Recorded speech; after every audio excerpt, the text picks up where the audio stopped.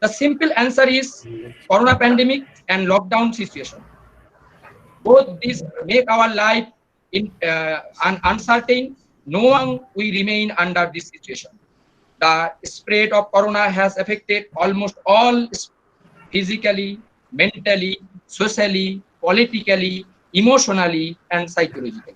Under this situation, education, particularly classroom teaching, has hampered rampantly.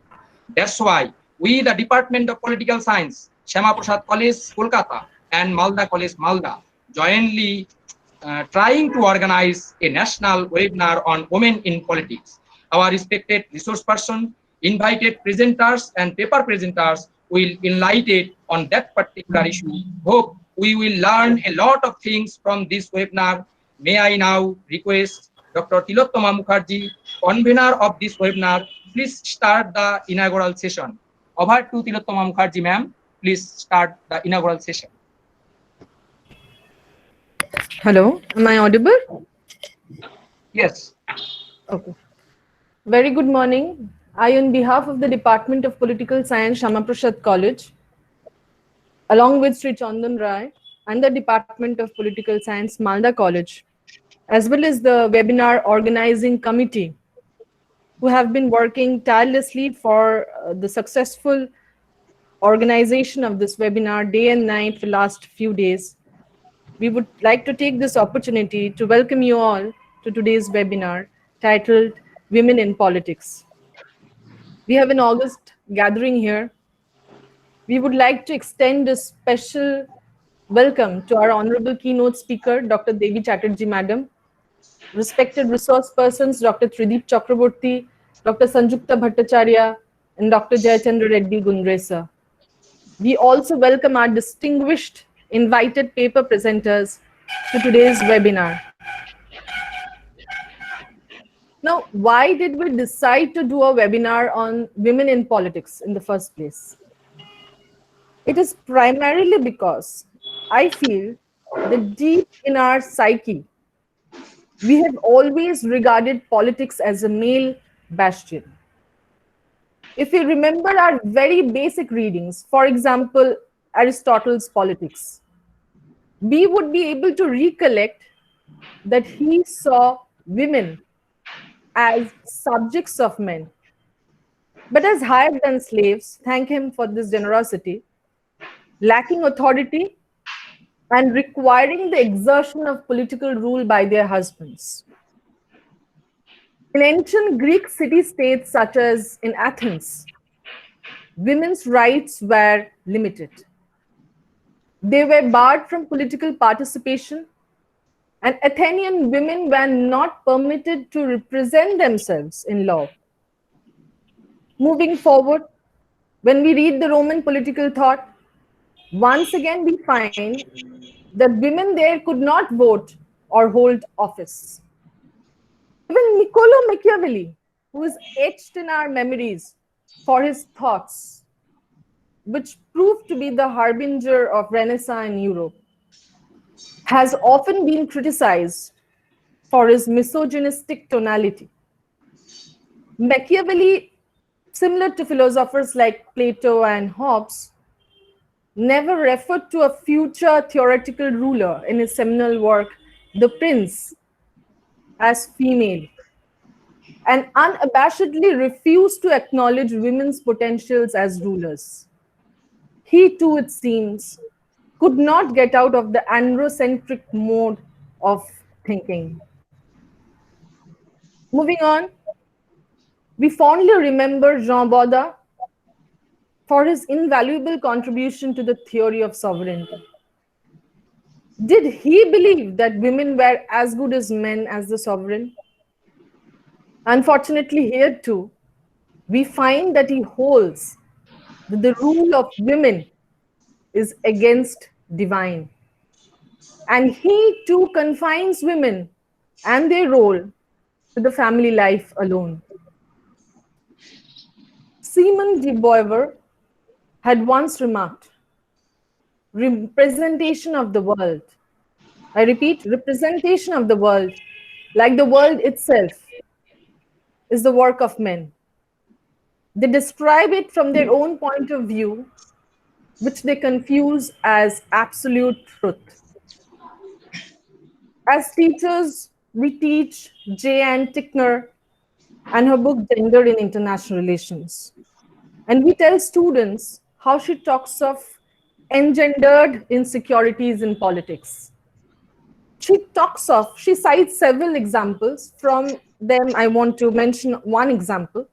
She talks of Bella Abzug. When Bella entered the House of Representatives in USA in 1972, she felt that the topmost agenda in the congressional items listed was how to end the Vietnam War. Bella was extremely passionate about it and she wanted to work on it. With this goal in mind, she requested a seat on the House Armed Services Committee. But her request was flatly denied by members of the House leadership. And one of them suggested that the Agricultural Committee would be more suitable for her. Actually, I feel characteristics associated with manliness, such as toughness, courage, power, independence, and even physical strength, have through history been those most valued in the conduct of politics. Now, frequently, manliness has also been associated with violence and the use of force, a type of behavior that, when conducted in the international arena, has been valorized and applauded in the name of defending one's country. That is why perhaps it took many, many years of campaigning and demonstrations for women in most parts of the world to gain something as basic as the right to vote, something that her male counterpart never had to. And Saudi Arabia is the latest country where women have won the right to vote in as recent as 2015. And we still wonder why we need to conduct seminars, webinars, workshops, etc. on the issue of women in politics. My answer to that would be, we need to do that, perhaps because there was never any necessity that was felt by anyone to discuss about men in politics, as if politics is to men is quite similar to what water is to fish. Can we ever forget how Manu degraded the role of women in public life in the post-Vedic period? Can we ever forget the infamous remarks of Nietzsche on the role of women in public life, where he says, and I quote him here, the true man wants two things, danger and play. For that reason, he wants woman as the most dangerous plaything. And he continues, women are not even shallow.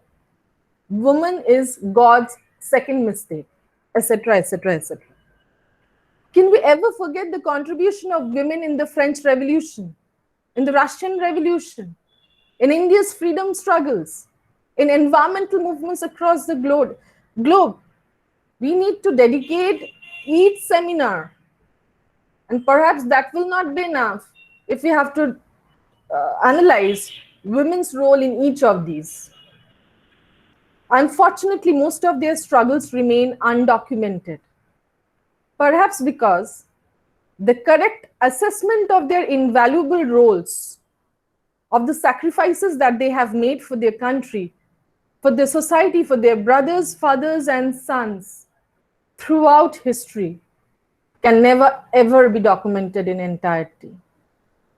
Should we forget the contributions of Rani of Jhansi, of Savitribai Phule, Vijay Lakshmi Pandit, Anandi Gopal Joshi, Sucheta Kripalani, Beena Das, Matangini Hazra, Pritilata Vadidar, Aruna Roy, Medha Patkar, Iram Sharmila, so on and so forth? Should we not celebrate them? Should we not read more of them? I did not study any of their lives or their struggles at any level in my formal education, except perhaps Jhansi Ki Rani in some fleeting references here and there in our history textbooks. in a country where where we have seen very successful women leaders as the president, as the prime minister, and as chief ministers in states, do we still feel that politics is a male bastion? Somewhere, despite all the evils, all the negativities, I still feel that I'm lucky to have taken birth in this country where women automatically got their voting rights with their male counterparts. They did not have to demonstrate separately for their voting rights, and women got it with their male counterparts with the birth of the Republic. And even during these challenging COVID pandemic times, should we not appreciate Madam Jacinda Ardern, Prime Minister of New Zealand, who made her country the first in the world to be declared corona-free? She's one of the youngest heads of state in the world right now. As a leader of the country, she has seen earthquakes. She has dealt with terrorist attacks. She has steered her country out of very turbulent times, through her grit, through her smile, and mind you, all while tending to her newborn child. Should we not appreciate the contributions of women in active politics, such as Sirimavo Bandaranaike, Golda Meir, Angela Merkel, Ellen Johnson Sirleaf, Aung San Suu Kyi, Michelle Bachelet, Judy Smith, Janet Yellen, Helle Thorning-Schmidt, Laurel Lynch, Park Geun-hye, Tsai Ing-wen, Theresa May, Cristina Fernandez de Kirchner, Indira Gandhi, Sonia Gandhi, Sheikh Hasina, Erna Solberg, Amina Gurib Fakim, Sara Amadila. Trust me, I, coming from International Relations Department, did not know some of these names. They are either the president of their respective countries, or the prime minister, or the head of the ruling party. Yet, somewhere deep inside, it is our apathy, it is our ignorance that we don't know their name, or we don't bother to know their name. Therefore, we decided to organize this seminar as a token of appreciation to all those female personalities whose names, whose struggles are well known and well documented. And this webinar is especially dedicated to the loving memory of all those female fighters whose names, whose sacrifices could never ever find a way to our history books. We bow before them in gratitude. This webinar is also organized with the desire that we, in our little ways, contribute to the society, which will help in shaping a generation of philosophers and practitioners who would not believe or preach that women are God's mistake and that they are unfit for public life. With this hope and prayer, let us begin our day on a very positive note, looking forward to several enriching deliberations. I request all participants to keep their microphones muted. You can put in your questions and comments in the chat box. We will put your questions to your respected speakers. When you will be putting your question, remember to write your name, your institutional affiliation, your question, and most importantly, to whom it is directed. Thank you. Let us now have the inaugural musical presentation, please. I request Mr. Dev Kumar Sinha, renowned flutist and a very popular flute maker, to present before us his rendition of M.K. Gandhiji's Bhajan Vaishnav Janatu. Flutes made by him have traveled far and wide in the world, and to many eminent flute players, these are prized possessions. He is also Assistant Professor, Department of Political Science, Malda College. Over to you, sir. Thank you. So, very good morning to all of you.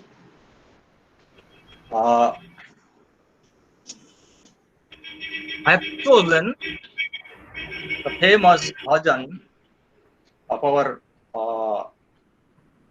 father of nation, Mahatma Gandhiji, Vaishnava Janatu, and I thought it to be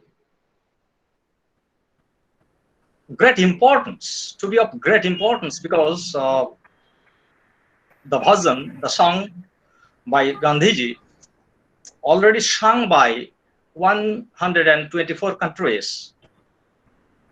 On the 150th birth anniversary last year, the singers from 124 countries got together at Delhi and sang the song in order to pay the homage to our father of nation, Mahatma Gandhi.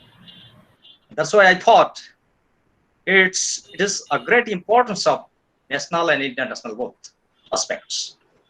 So I'm trying to play that version, Vaishnava Janatu.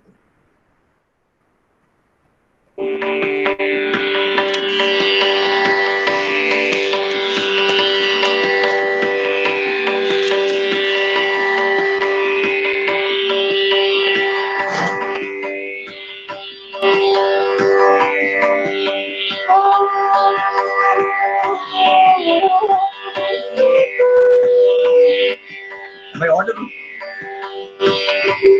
Can you hear me? Yes, yes, you are. You Please are. Yes. respond. Yes. Thank you.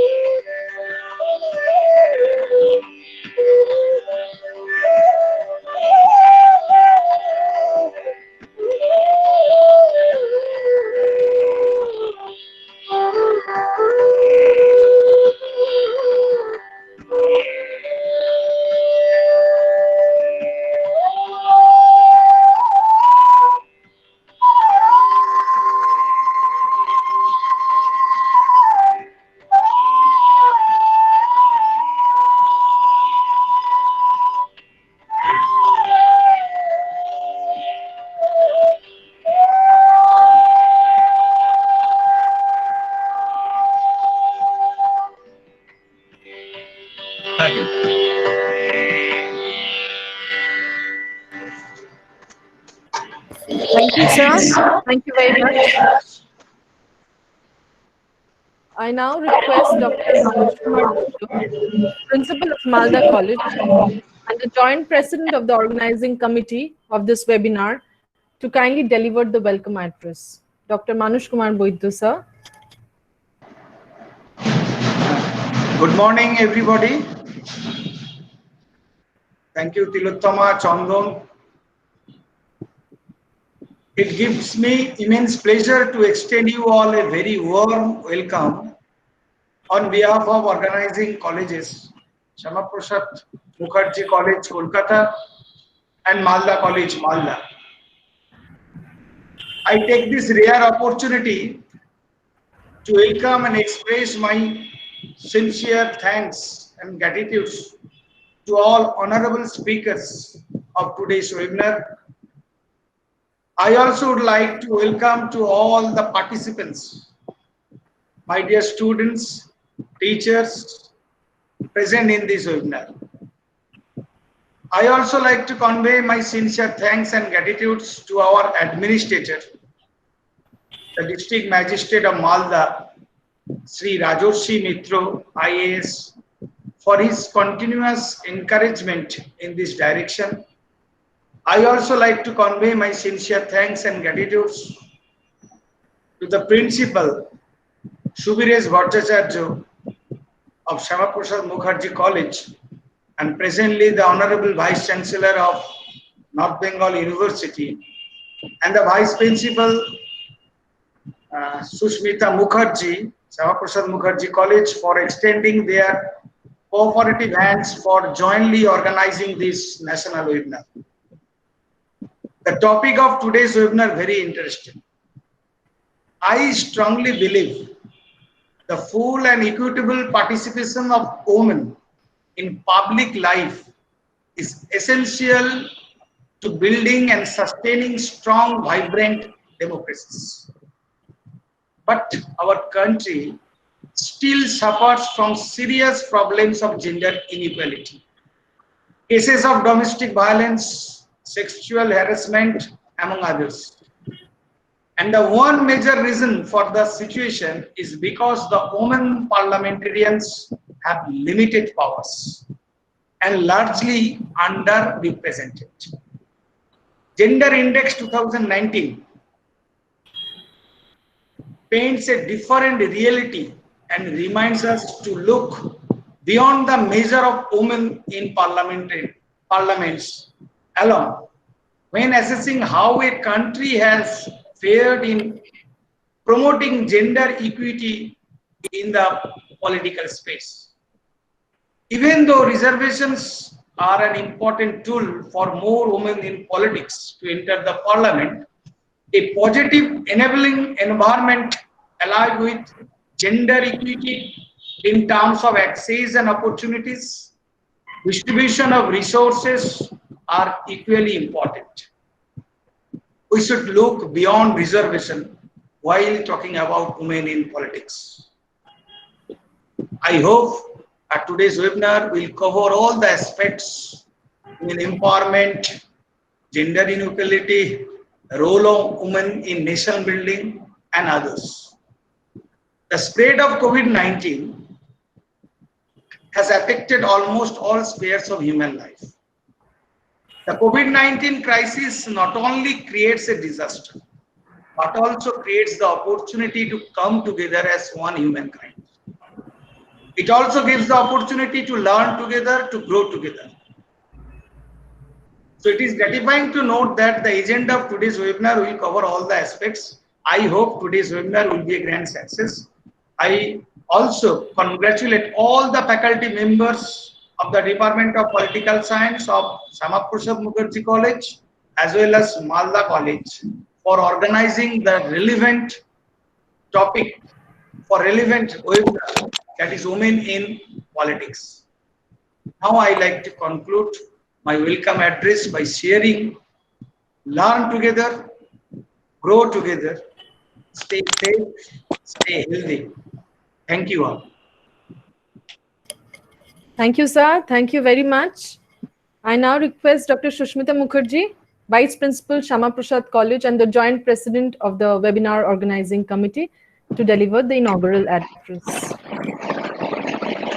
A very good morning and a warm welcome to everyone present here. I'm extremely happy. Huh? Can you hear me? Yes, please. Please continue. I'm extremely happy to be a part of this webinar organized jointly by Malda College and Syamaprasad College. I extend my warm gratitude to the principal, Dr. Manoj Kumar Boiddo, and the organizing committee and the Faculty of Political Science of Malda College for collaborating with us in this webinar. I also profusely thank the Department of Political Science of Syamaprasad College and the head of the department, Dr. Tilottama Mukherjee, for holding this webinar along with Malda College. My sincere thanks and gratitude to all the participants and this respected speaker. The topic of this webinar, Women in Politics, is extremely interesting, important, and relevant. Kofi Annan, the erstwhile Secretary General of UN, had said that the role of women in decision-making was central to the advancement of women around the world and the progress of humankind as a whole. Women's participation in politics helps the gender equality, and as Madeleine Albright observes, it also raises issues that others overlook and seek an end to abuses that others accept. Keeping this in mind, if we just turn to the Indian context, we would see that Indian women in colonial period from the late 19th and early 20th century wrote and spoke about women's condition, formed organization to secure desired change, and eventually had an impact on the institutions of their society. The notable contribution of the Indian women was in the field of suffrage, education, civil and legal rights. Within the colonial framework and the patriarchy, we have to remember that India was a prejudiced, superstitious country where women were always dominated. Within that framework and within that patriarchy, Indian women fought for their own rights in their own way, maybe limited, but in their own way, not following the British model. Their political capacities found expression in the formation of the first women organization called the Arjo Mohila Samaj under Pandita Ramabai. Women's self-authorization program was coming into the public domain. For example, they were making use of petition in claiming their rights to property, livelihood, remarriage. It was after the First World War that we find women entering the political arena and fighting for the rights. As early as 1918, Sarojini Naidu was fighting for the rights of women on the ground that voting rights of women on the ground that it was rational, politically and scientifically sound, compatible with tradition and consistent with human rights. When Gandhi entered, we find that with him, a lot of women entered the political field. And Gandhi realized the potential of women in the political fight and involved them specially in different constructive programs. Dr. Muthulakshmi Reddy, another Gandhiite, was the first women legislator of India, and she fought for the rights of the women and eradication of Devdasi. Without Muthulakshmi Reddy, I think the Devdasi system would have continued even today. Post-independence government encouraged women to join the public domain. And I would say that perhaps this lineage of women in the political arena had created a mindset where we welcome Mrs. Gandhi as the first Prime Minister of India. And I don't know, I think that it should be dealt with, I think, that whether there was a gender lens through which we saw Mrs. Gandhi or we saw her as a prominent political personality, irrespective of her gender. And for meaningful participation of women in national and level and community leadership roles, Women's Reservation Bill was introduced, but unfortunately we do not have that right now. And today, only 78 women are in the parliament, that is 14%. I would always say that in India, this entry of women into the political arena was there, but it was always limited due to different reasons. I can't go into it, but it's very interesting that it was always limited. So today that we find the reflection that only 14%. If we look at the global scenario, women were underrepresented in the legislative, justice, economic, decision-making, and even in peace and security sections. the picture was beginning to gain some positive signs. In 1995, women had accounted for 11.3% of all legislatures in the world parliament.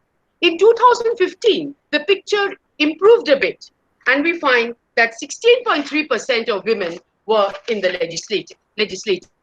In 1995, Sweden had topped the ranking of women in parliament with 40.4%. 10 years later, we find Rwanda having 48.4. And if this goes on, then an average of 30% of women will be found in 2025. To reach the 50-50 parity, we have to wait till 2040. I end my note with a genuine wish that it is achieved much earlier, that this parity of 50-50 is achieved much earlier than the projected time, because women's political participation results in tangible gains for democracy, including greater responsiveness to citizens' need, increased cooperation across party and ethnic lines, and a more sustainable future. I'm certain that today's seminar would once more reiterate this point. Thank you. Thank you so much, ma'am, for this very informative inaugural address. Thank you. It is my absolute honor and pleasure to now request Dr. Devi Chatterjee, madam, to deliver the keynote address. She is a person I genuinely look up to. As a teacher, she has set such high standards, such a benchmark for us that I doubt if we could ever reach anywhere near it by the end of our careers. Over to you, ma'am. Thank you very much. Ma'am, Good morning. Ma'am, kindly allow me to formally introduce you to our audience. Just a couple of minutes. She is retired professor, Department of International Relations, Jadavpur University, Kolkata. Former visiting professor, Department of Human Rights and Human Development, Rabindra Bharati University. Former visiting professor, Department of Political Science, Rabindra Bharati University. Former coordinator, Center for Refugee Studies, Department of International Relations, Jadavpur University. She has several books. She has authored, co-authored several books. She's also the former coordinator, PG Diploma course in Human Rights and Duties, Education, Department of International Relations, Jadavpur University. Former guest lecturer, Department of Sociology, University of Calcutta. Former guest faculty, Human Rights Program under the Department of Anthropology, University of Calcutta. She specializes in Dalit studies, Indian society and social problems, human rights, gender, public administration. She is the founder editor of the biannual journal Contemporary Voice of Dalit, published by Sage Publications India. She has authored multiple books.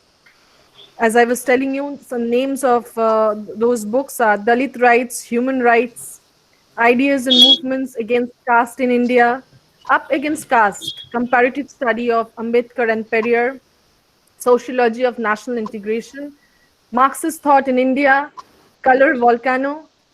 In addition to these, all of these, there are many co-edited books, written articles in journals and edited volumes. Over to you, ma'am, finally. Thank you. Thank you very much, Tilottama. A very good morning to everyone. I must thank the organizers of this webinar for inviting me to deliver the keynote address. It is indeed a great opportunity for me. Today's webinar is on women in politics. The domain of politics has traditionally been considered to be a male domain. Women have been kept out of it, a field that is not meant for women. It is argued that politics calls for masculine qualities. Women don't have it. Women have feminine qualities, and hence women should be out of it. It is also a fact that traditionally, women have been drawn into the field of politics as a sort of backup.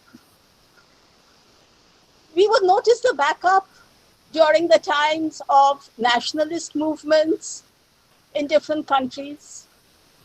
We find this back up in the form of protest movements, etc. Women's exclusion needs to be understood together with the political, the social, the economic, and different aspects of exclusion in society. Now, here,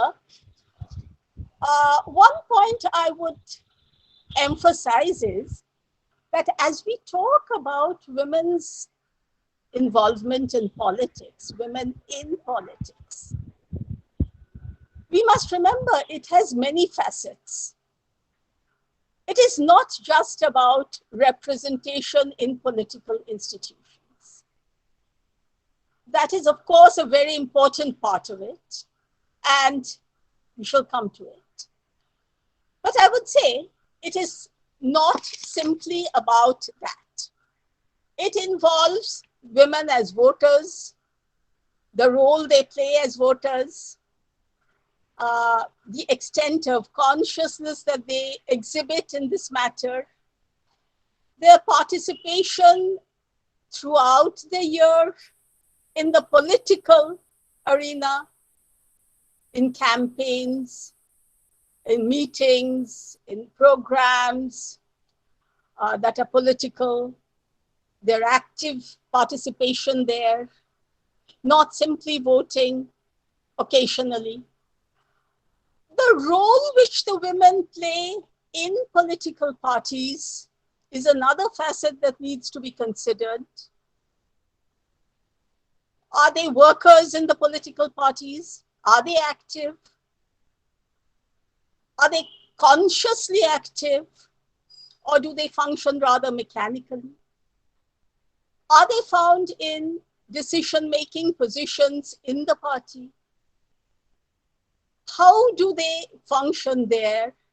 These are important questions to be asked. As leaders in political parties, in state politics, in the politics of a country, do they reach those positions with ease? Do they face difficulties in reaching those positions? The nature of the difficulties, how much is it gender-based?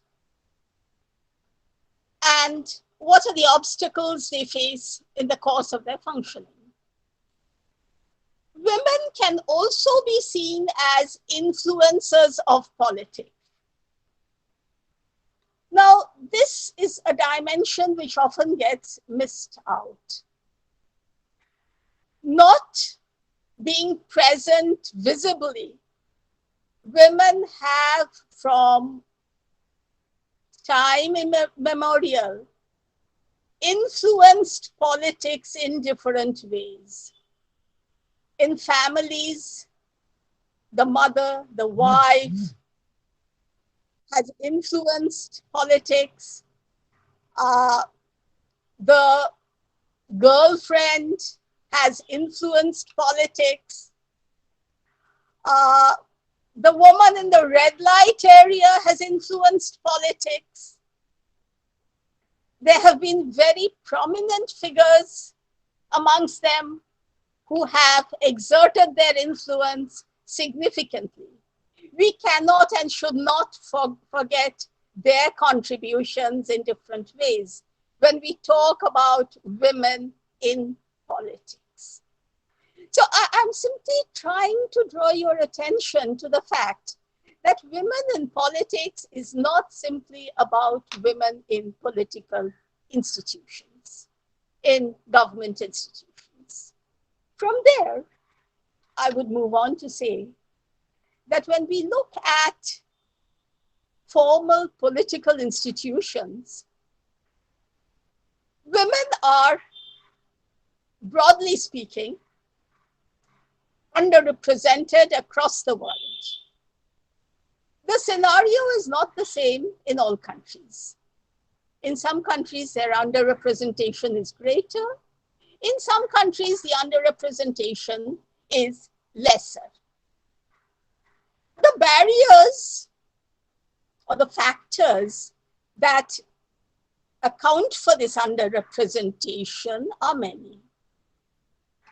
There are political obstacles, there are socioeconomic obstacles, there are psychological obstacles, and very importantly, there are ideological barriers. Women, as I started by saying, are considered unfit for politics. And hence, on the basis of their gender, they get excluded from not just politics, but much more. There, it is actually a question of exclusion from power. Wherever it's a question of power, accessing power, the exclusion of women is clearly visible. Now, participation of women, as I have already mentioned, in formal political institutions has been limited. But at the same time, if you notice, you will see that in agitational activities, especially in certain areas, women's presence has been clearly visible. In certain types of movements, you will find women in the forefront. As I mentioned, in nationalist struggles in many countries, women have come to the forefront. They have sacrificed their lives. The analysis could follow different lines there. It could be because of their political consciousness, their awareness of politics. It could be because of the influence of the male members in the family or in the nearby circles. Their impact on the women have made them play the role. In certain cases,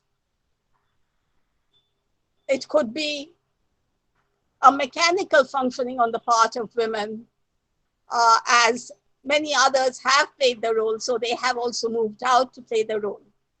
In certain cases, they may have also been treated as what we could say cannon fodder. So a lot of analysis needs to go into it. To what extent it has been actual political consciousness and acceptance. In agitational politics, I would say, however, women have voluntarily and actively come to the forefront on certain issues which tend to directly impact their interests and their lives. When it comes to environmental issues, women have played a prominent role across the world. When it has come to protesting price rises, women have been in the forefront. In general, human rights questions, women have played an important role. In movements against alcoholism, women have come to the fore. So women are not invisible on political questions. They are there. They are visible, yet not in mainstream politics. There they are constantly being marginalized. Many of us would say that, well, there are prominent women across the world whose names we are all familiar with. We have had prominent women in India. We have had prominent women in other countries as political leaders, heads of states. So why do I speak of women's underrepresentation? I would say those are individual names. It does not speak of the vast majority of the women. When we are talking about numbers, it does not answer our question. Another important point to be noted here is that many of these prominent women, if we take a list of them, I'm not going into it right now in view of the shortage of time, but I leave it to you to see. Look at the list of the names. Many of them have risen to their prominence on the basis of being propped up by male members of the family or close peer groups. It has been male support, either the father or the brother or the husband, who has propped up the woman. And she has found an acceptance in society as the relative or the near one of the person concerned. In our country, think of Mrs. Indira Gandhi. Think of the fact that she was the daughter of Jawaharlal Nehru. Think of the image of Sonia Gandhi. An image of an Indian Bahu that is projected with the cover on her head that she frequently has. Think of the political leaders in prominence in Bangladesh. Think of Benazir Bhutto in Pakistan. Think of different figures across the world. There is a male connection or a projection that helps them to reach the positions they reach. Thereafter, they assert themselves in many cases. They have their own identity, their own impact, and they emerge in many cases as, I would say, powerful, prominent leaders. I am not going into controversies regarding their policies or what's right and what's wrong about what they have done or not done. But the fact is, they emerge as powerful figures. That is true. But in the emergence of powerful figures, in the initial projection, it has been primarily the male connection. Further, in power, when they are taking decisions, the people around them largely are men, not women. In terms of numbers, if you're looking at it, it is men who surround them, and it is not women who are surrounding them. The issues which are taken up are not issues very often which are primarily issues of concern for women. So these are certain dimensions that we have to keep in mind. We also need to remember that in terms of participation of women in politics, there are differences across caste, class, race, etc. When it comes to the question of reaching the higher levels of politics, getting elected, getting a cabinet position perhaps, very often the portfolios that are given to the women are the top-tier portfolios. Portfolios of health, education, women and child development. Women and child development are portfolios that are generally not given to men. Why not? Why aren't these areas allotted to men also? Gendered socialization right from the beginning tends to suggest that women's entry into politics is not, by and large, welcome, at least not independently. And even when it does take place, it is seen more as an exception. It is in the political families. I would again bring in the question of families here.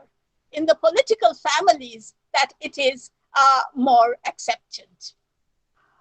The media plays a vital role here in the way in which women are projected. The emphasis on the whole is on the body of the woman rather than the brains of the woman.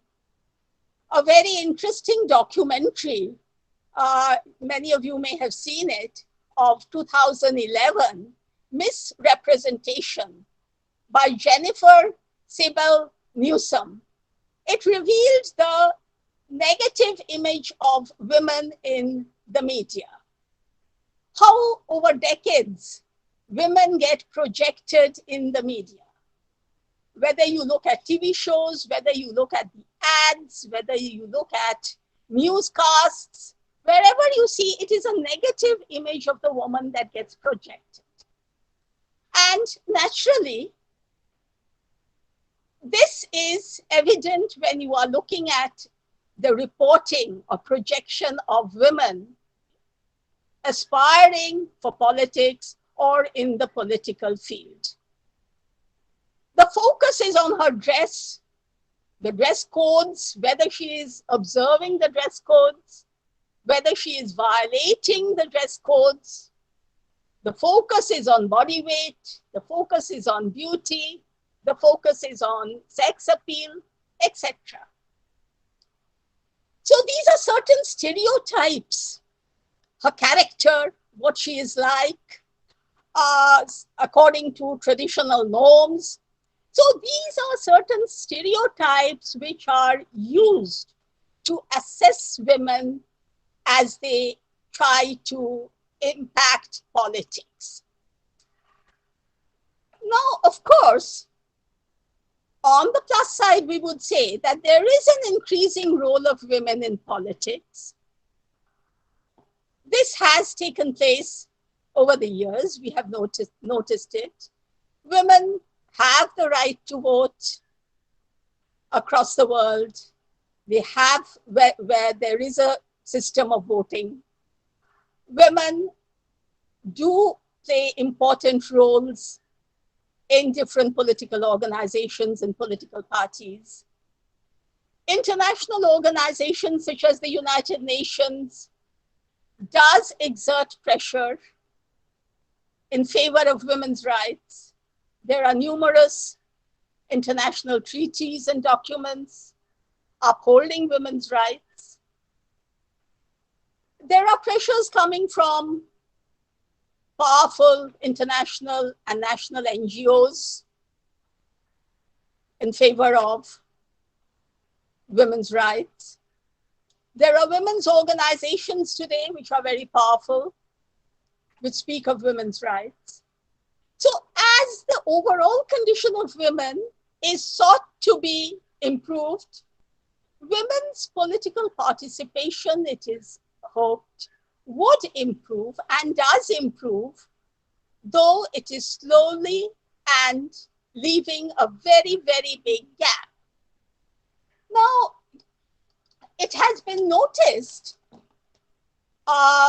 by a very important NGO, National Democratic Institute, founded in 1983, which has a record of 35 years of work in more than 100 states, that greater women's participation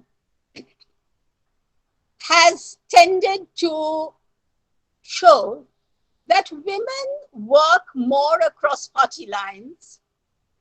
They are more responsive to the concerns of their constituency. They help to secure lasting peace. They encourage citizens' confidence in democracy, and they tend to give priority to health, education, and other key development indicators. Now, overall, greater participation of women, I would say, very clearly means greater democratic participation, greater democracy. If women are excluded to a greater or lesser extent, it means lesser democracy. Because women, after all, are nearly 50% of the population. And when I say participation, I mean it in every sense of the term.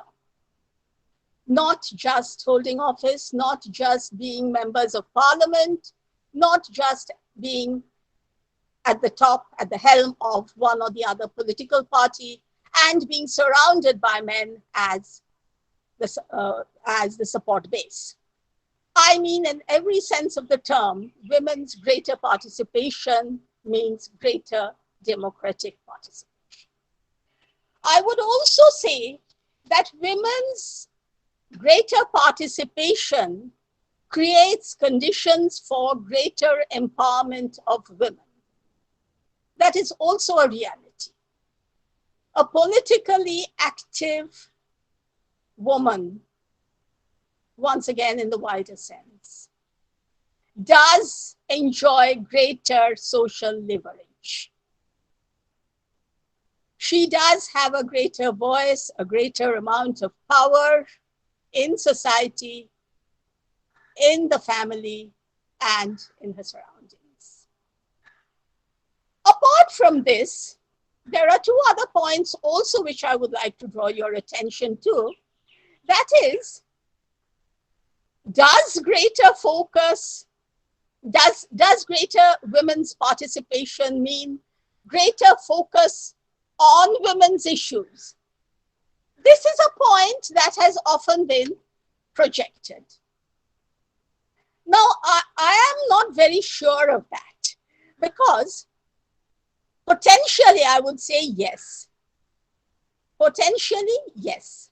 But actually, whether it always does lead to a greater focus on women's issues is something that needs to be very carefully and minutely examined. It has not always led to such a focus, unfortunately. Though I hope and I would expect that to happen. Also, another point on which I would say I have my questions is whether greater women's participation would mean change in policies overall at the international level and the national level. Would it mean a greater focus on peace, a greater focus on welfare issues, etc.? This is also which I think needs to be minutely examined, which I am not very sure of as of now. And there could be various explanations for that. There could be various explanations which we need to look into, and I'm sure the paper presenters would be doing these. I have a postscript, finally, to present before you. I'm running out of time, I know. The postscript is the COVID effect. COVID-19 is exposing and aggravating vulnerabilities. The already vulnerable are becoming more vulnerable, and that applies to women amongst many other vulnerable groups. There are cultural and socioeconomic setbacks, which are likely to impact on women's participation in politics. The political impact is yet to fully unfold and is yet to be fully studied. But another very interesting dimension I would also mention finally is, have women leaders been performing better during COVID-19? This is a question which has been raised, or a suggestion that has been made by comparison to the functioning of Angela Merkel in Germany vis-a-vis Trump in the USA. Germany's functioning or handling of the COVID situation has been better, within quotes, compared to the US situation. Is it because the head of state is a woman? Is it coincidence that she is a woman? Or is it that feminine traits tend to operate better in this sort of a situation than what are considered as masculine traits? The focus being on health, the focus being on welfare. Here too, I would say, I am not sure. It leaves lots of opportunities for investigation worldwide. With these, I think I have raised more questions for you to explore, leaving them for your suggestions, your explorations, and researching.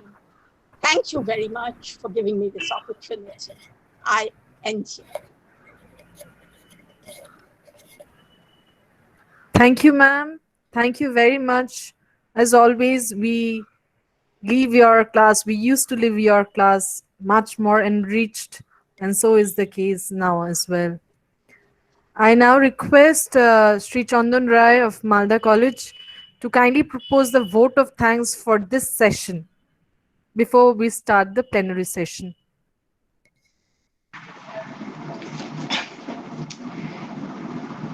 Thank you, Dr. Tilottama Mukherjee. On behalf of the, am I audible? Yes, Am yes, I audible? absolutely. On behalf of the organizing committee, I like to express my cordial thanks to Dr. Sushmita Mukherjee, Vice Principal, Syamaprasad College, for giving us a proposal for organizing a joint national webinar. Then I like to impart my sincere thanks to Dr. Manoj Kumar Boddo, Principal, Malda College, for accepting this proposal and allow us to join as a collaborator of this national webinar. I must convey my earnest thanks to Professor Devi Chatterjee for giving her consent to deliver keynote speech for this webinar, and also write the concept note of the webinar and delivered an informative and factual keynote speech from thank you, ma'am. I extend my thanks to both the IQAC conveners of Syamaprasad College and Malda College for constantly support us to conduct this webinar. I like to impart my thanks to Mr. Dev Kumar Sinha for his inaugural song, Play with His Self-Made Flute. I express my hearty thanks to all the faculty members, non-teaching staff, and students of Syamaprasad College and Malda College. I like to appraise my special thanks to Mr. Biprotip Mondol and Mr. Somnath Dotto, Technical Assistant of Malda College, for their constant technical support during the webinar. I must acknowledge Google Meet, G Suite, virtual platform, YouTube Live, OBS software. I must thank all resource persons, invited speakers, chairpersons, paper presenters, and participants, and also like to request all the participants, please stay with us and listen our resource persons, invite the paper presenters and paper presenters. We hope we will learn lot of things from their valuable speech. Finally, I like to express my heartiest thanks to the convener of the webinar, Dr. Tilottama Mukherjee. With this vote of thanks, I concluded the inaugural sessions of today's webinar. Now, may I request to the convener, Dr. Tilottama Mukherjee, please start the next session, that is plenary session. Over to you, Dr. Mukherjee. Thank you, Sri Chandra.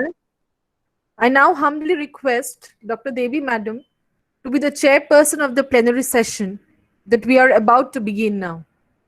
We will have the opportunity to listen to the deliberations of Dr. Tridip Chakraborty sir, Dr. Sanjukta Bhattacharya Madam, and Dr. Jayachandra Reddy Gundre sir in this session.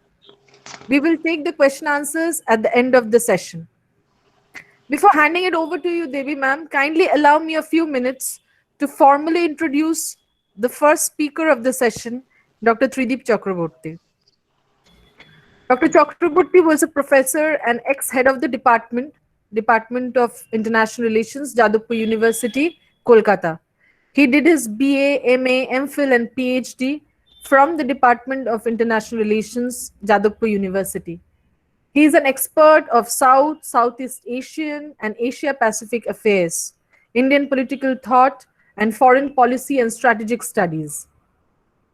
He has written more than 53 articles on different topics related to Southeast and South Asia in edited volumes published by Routledge London, Front Page Publications London, Malaysian Centre for Ethnic Studies Selangor, Malaysia, Institute of Southeast Asian Studies Publications, Singapore, Concept Publisher, Shipra Publications, Pentagon Press, New Century Publications, Pearson Knowledge World Publishers, Allied Publishers, etc., etc.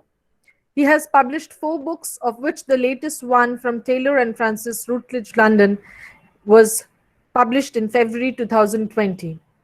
He has co-edited 7 books on international relations and has also written more than 61 scholarly articles in internationally and nationally referred and peer-reviewed reputed journals. He travels abroad frequently to deliver lectures and has attended several international seminars and conferences.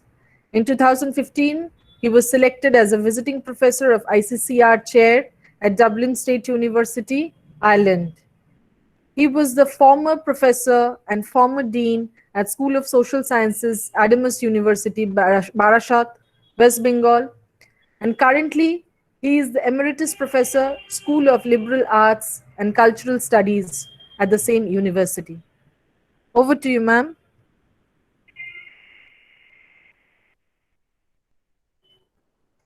Hello.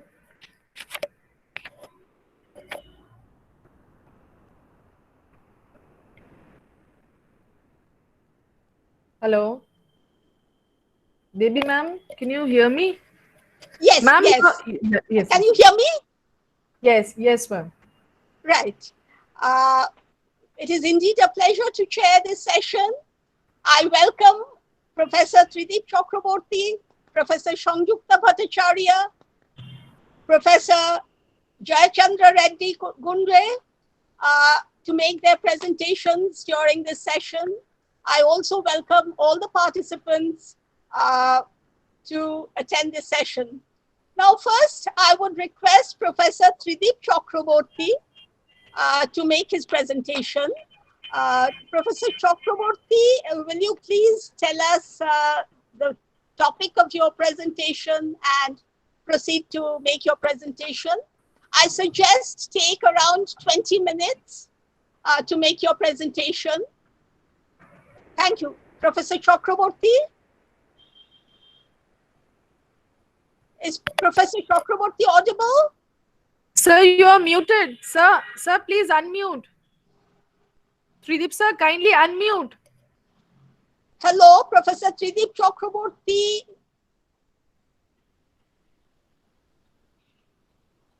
Professor Tridip Chakraborty? Yes. Please. Can you hear me now? Yes, please go ahead. Can you hear me? Right. Thank you. Thank you very much. Uh, I have to, first of all, I have to express my sincere thanks to the organizers for giving me an opportunity. And it's a really great joy for me because I have seen two of my ex-colleagues in the Department of International Relations, Professor Devi Chatterjee and Professor Ramgupta Bhattacharya, and some of my students. Now, the topic which I have selected, probably that may be a controversial one, but I have selected because of certain reasons. The title of the topic is the Indira Gandhi, ardent leader with strong-willed vision of India. So in this presentation, I will highlight her contribution in the her contribution of India in the global system. Now, let me start with Indira Gandhi's last uh, dialogue, actually, about that speech which she delivered before she was assassinated on 31st October 1984. Uh, uh, on that day, before that, on the previous day, he delivered a lecture in Bhubaneswar. And in that lecture, I quote, "I am here today. I may not be here tomorrow. Nobody knows how many attempts have been made to shoot me. I don't care whether I live or die. I have lived a long life and I'm proud that I am spent the whole of my life in the service of my people. I shall continue to serve until my last breath. And when I die, I can say that every drop of my blood will invigorate India and strengthen it." So this is the last quotation that Indira Gandhi she said in Bhubaneswar. Now let us make it very clear that I shall discuss her contribution to her countrymen and will not discuss anything related to her party. The analysis will be an objective analysis without any prejudice or bias. She was born in 1917 and died in 1984. Occasionally, she was controversial yet highly impactful lady. Her political leadership divides the opinion of commentators as much as her personality. While some saw Gandhi as aloof and insular, others admire her strength of character and iron will to put India on the global map. Now, she was quite outspoken at a time when women were still struggling to even more freely out of their houses. At that time, she came across as a role model and showed the women could and must raise their voice and to be heard.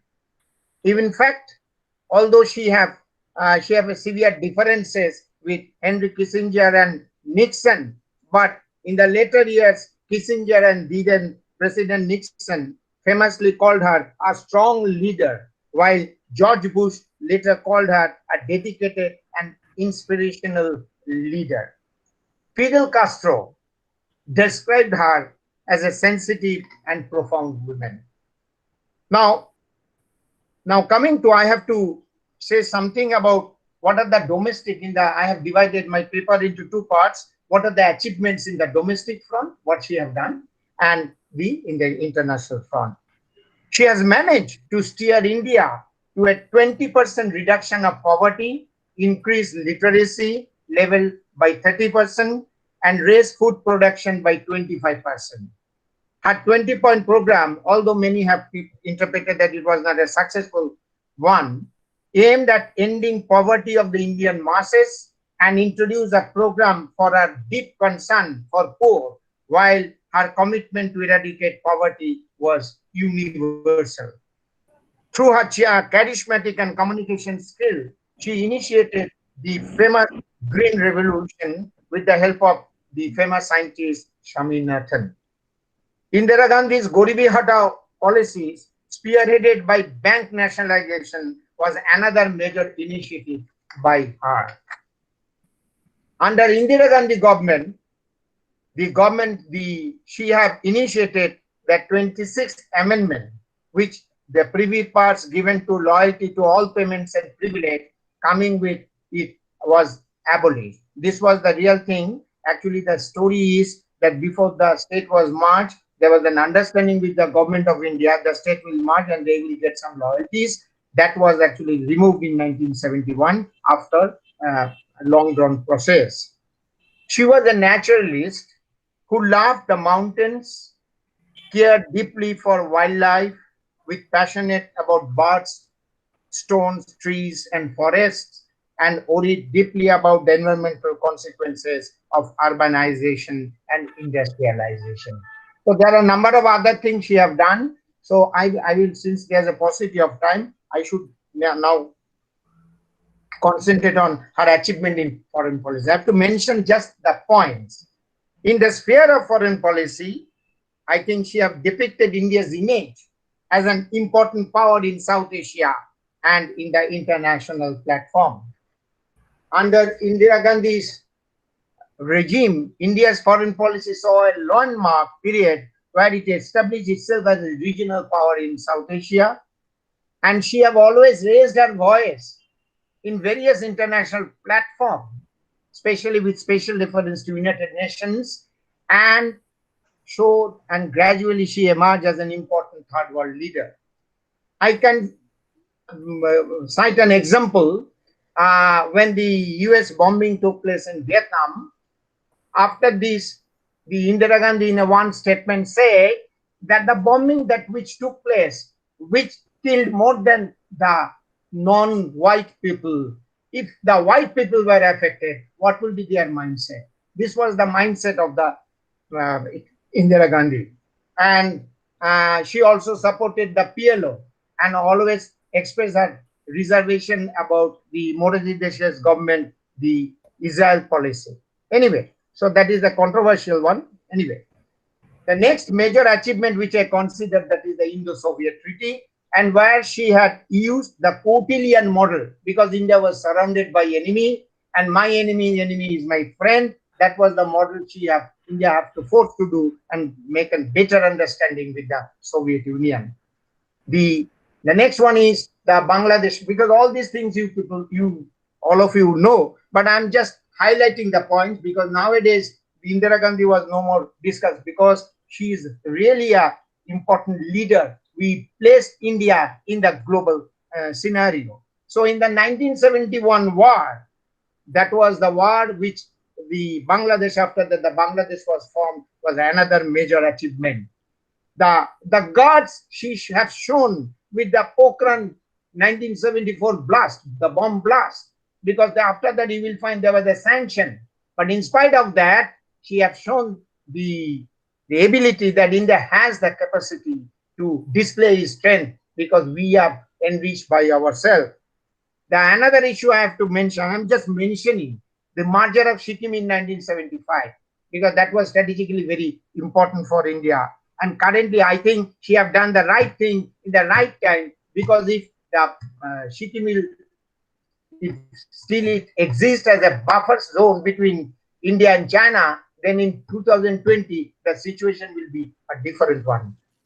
She have a good orator to tackle the opposition parties and a strong response to the Soviet intervention in Afghanistan issue. I have to elaborate this point because when she the last time when she came in power in 1980, when the Janta government was, after the fall of Janta government, the opposition parties, they have tried to heckle her and to say her that you say that Soviet action in Afghanistan is an intervention, but she have tackled the issue in a different way. I can quote the line which I often mention to my students in my class. She said that, yes, I do not support the war. I do not support the Soviet action in Afghanistan. But for this Soviet action in Afghanistan, one should not make Soviet Union alone. One has to make others who are responsible for this Soviet action in Afghanistan. That means she have not used the word intervention, because at that time, Soviet Union gradually emerged as a natural ally of India. Even if I had to mention in 1978, when the hard water issue we faced, when we approached, Modi Desai approached the USA simply refused. And when we approached Soviet Union, they have supplied the hard water, because you can't stop your nuclear reactor. So this is the way she have a very strong skill how to tackle the issue.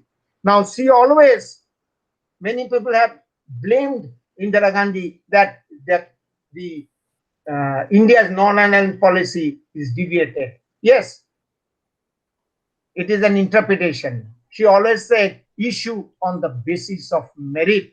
I have done it because it is necessary by considering my own national interest. Another major important thing I have to mention, that is the signing of the Shimla Agreement. What she have done in 1972, that was the real one of the major achievements she have done, and we are enjoying that facility. Okay, now Indira Gandhi is symbolized as a symbol of the third world leader. By refusing the signing of NPT, she gained political credit for upholding India's independence and for taking a principled stand against the discriminatory treaty. So whenever there is a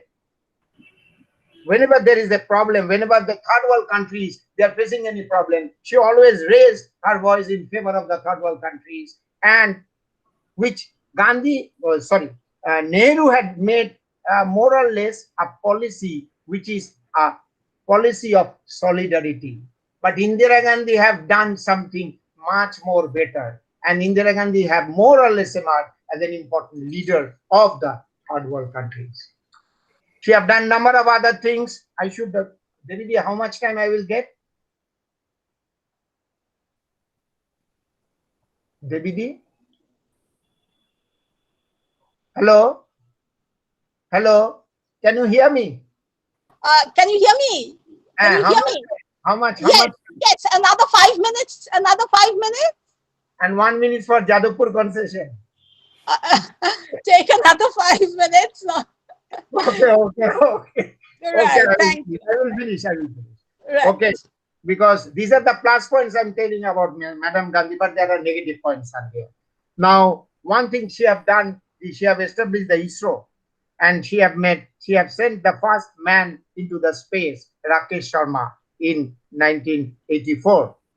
Now, these are the positive things she have done, but there are certain pitfalls. One of the important things, if you read Professor Mohan, our teacher's book, Professor Jayantani Bandyopadhyay's book, in the chapter The Personality, more or less you will find that she never trusts anyone. That's a problem. I will discuss why this is happening. She never trusts. You will find a lot of change of foreign minister, a lot of secretaries and other things. She never trusts. Whenever she is taking any decision, that was mostly her personal decision. And there are a number of cases where she have discussed, and she have not discussed with the cabinet ministers, not raised the issue in the parliament because of certain reasons. Anyway, so the point is that the negative point which I have to mention, the emergency, because I was probably I was a first year college student at that time. The emergency in 1975 to 1977 was a horrible condition, and she have used her power too much, and number of things she have done which went quite negative in her favor, and as a result she have lost the power. But I have to mention, it may be a controversial one. So one thing that was done by his son, the sterilization. Yes, no party have the guts to do that. But one thing I have to mention, you agree with me, that COVID-19 has exposed our vulnerability of our health structure, irrespective of any government. It displayed the vulnerability of our health structure. We have a huge manpower. We don't know how to use the manpower. That's a real thing. So anyway, that was the thing that was done by her, which is, I am not supporting that one. But anyway, it was a mistake on her part. And the last one is the golden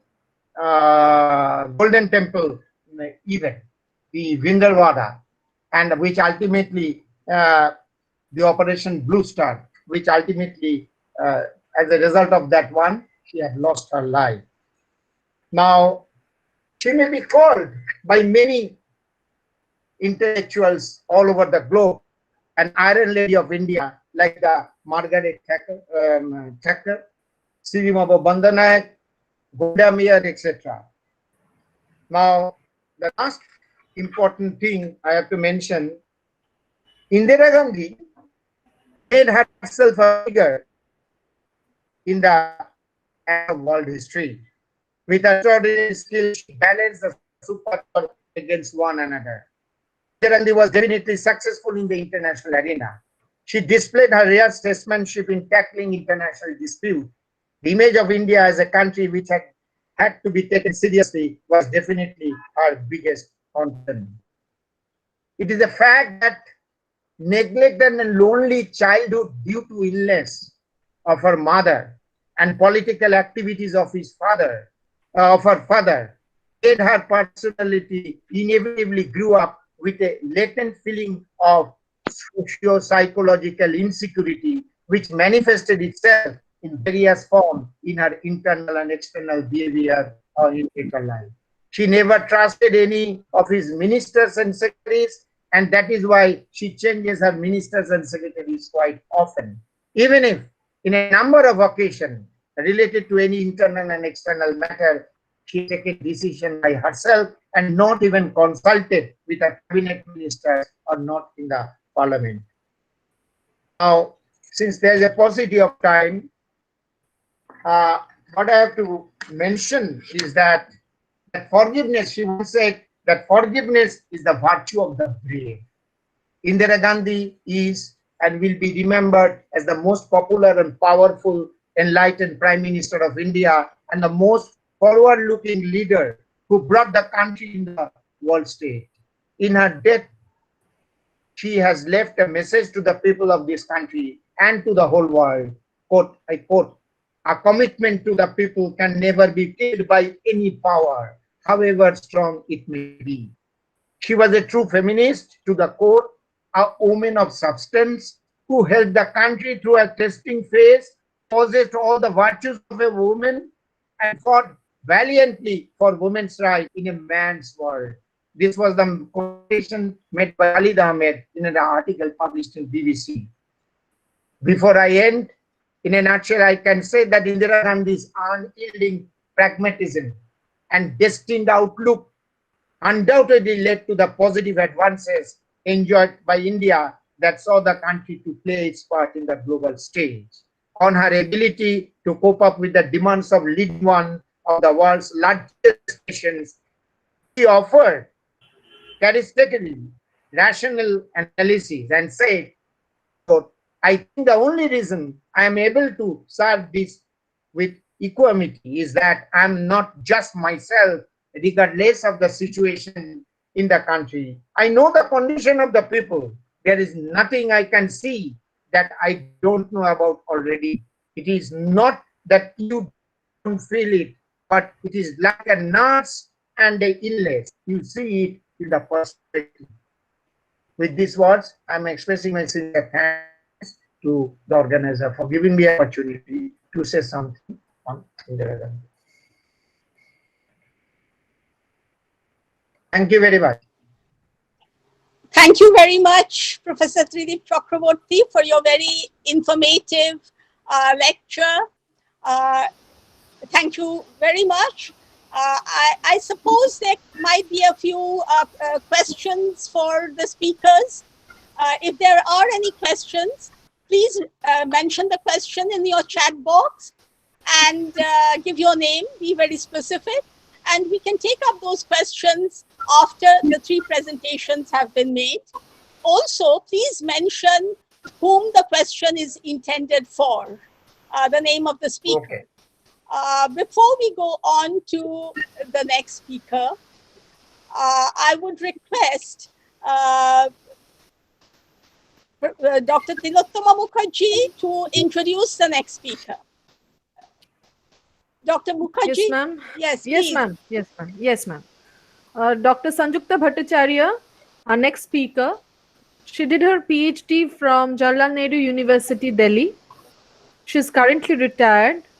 was a professor at the Department of International Relations in Jadavpur University.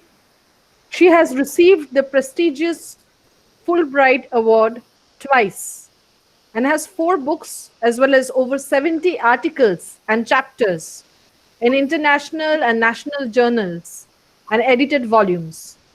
She has also presented over 100 papers at national and international conferences.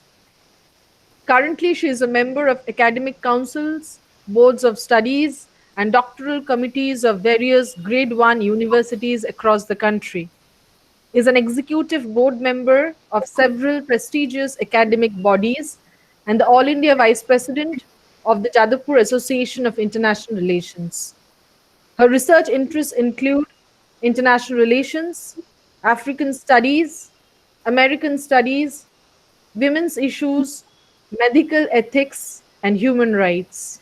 Over to you, ma'am. Thank you very much. Can you hear me? Yes, ma'am. Yes, please, Professor Shangyukta Bhattacharya, please make your presentation and please tell us the title of your presentation first. Thank you so much, Devidi. It's so nice to see you and to hear you, and Trideep also. It seems like back again in the department. The topic, I thank the organizers for inviting me to this webinar to present a paper. Now, this paper is going to be on actually international politics and women, and especially the focus is on the United States, because while most of us are acquainted with the politics of our own countries and basically women's representation in India, we do not know so much about other countries. Few of us really examine the status of women in other parliamentary or presidential democracies. I'll further focus on actually representation in parliaments or representative bodies and at the leadership level because of paucity of time. And this is a huge subject, so I'll kind of limit myself. As we know, there are many types of governments in the world and many of them are democracies, but we also know that not all democracies are alike. Where they're alike, however, is, and this is more or less across the board, is that women who average half the global population, are underrepresented in most, if not all countries of the world in their respective representative bodies and their governments, especially at the leadership level. According to the Inter-Parliamentary Union, the IPU, as of October 2019, global participation of women at national level politics was 24.5, or rather, representation of women was 24.5%, and 75% of female prime ministers and presidents all over the world took office only in the last 20 years.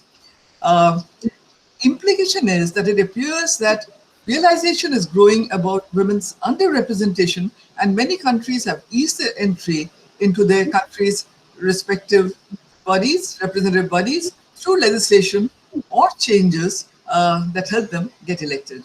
But first, why is women's representation important or at all necessary in the first place? Many of you may have received social media posts, and this is something that Devi Chatterjee talked about also. This basically highlighted countries where women are the heads of state or government, and have said that these countries have fared better and been able to manage the spread of the coronavirus during the ongoing COVID-19 pandemic. I'm not going to comment on this since the pandemic is far from over. But just an aside, women are as capable as men, if not more capable, in crisis management. Maybe because they're so used to crisis management at home. This is just a kind of aside, as I'm saying. But basically, what is important is their ability to work with others and empathy, which is an ingrained trait. But to go back to my earlier question, one may point out that international relations are constituted by and constitutive of other types of relations. Among them, power relations and gender relations. and the two are interconnected, since men in power often promote women's powerlessness. Many writers, on the other hand, have written about how women's leadership promotes bipartisanship, equality, and stability. And when women make up 25 to 30% of legislatures, they are more likely to challenge established conventions and policy agendas. In other words, in political roles, women probably can work together. It has been documented that women are more likely to cross party lines to find common ground for the common good. A study of the US Senate found that women senators more frequently worked across the aisle and passed more legislation than their male counterparts. More recently, female US senators from both parties joined to negotiate an accord to end a government shutdown. And in Northern Ireland, Catholic and Protestant women's groups joined forces to establish a powerful political party that made progress across religious divisions during the Northern Ireland peace efforts of the late 1990s. Further, research data has proved that female lawmakers are more likely to advocate for policies that support education and health. Parliaments with a higher share of women are also likely to pass and implement legislation to advance gender equality, including laws on gender violence, sexual harassment, etc. In Russia, women lawmakers cross party lines to impose penalties for violence against women. In India, it has been noted that women-led panchayats are more likely to support investment in things like clean drinking water, toilets, and so on. One study found that when women's parliamentary representation increases by just 5%, they are 5 times less likely to respond to an international crisis with violence. Within countries, increased women's representation is associated with a decreased risk of civil war, lower levels of state-perpetrated human rights violations like disappearances and torture.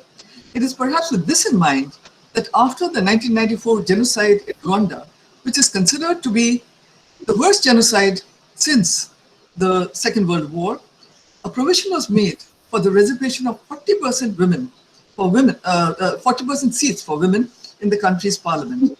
And today, women hold 61.4% of Rwanda's parliamentary seats, ranking it first among 193 countries regarding women's representation, according to the IPU data. Post-conflict Rwanda, with its majority of women parliamentarians, has supported inclusive decision-making processes that promote reconciliation efforts at the local level. And it is to its credit that there has been no renewal of Hutu-Tutsi violence or conflict in Rwanda in the last 26 years, something that was actually endemic in the country in the 34 years of independence before 1994.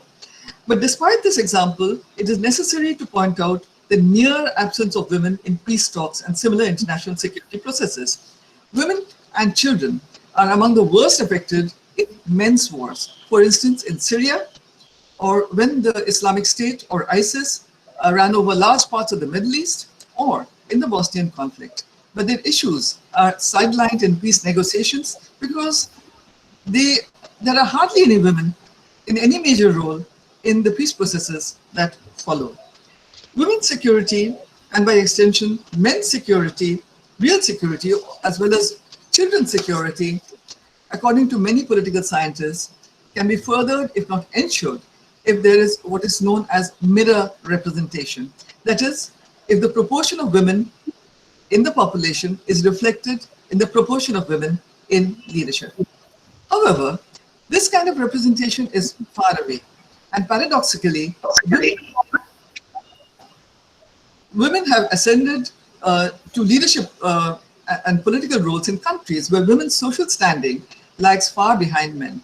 To cite some figures about women's representation as of early to 2020, according to the Interparliamentary Union, that is the IPU, Rwanda ranks the highest, the first, with 61.4% women's representation out of 193 countries.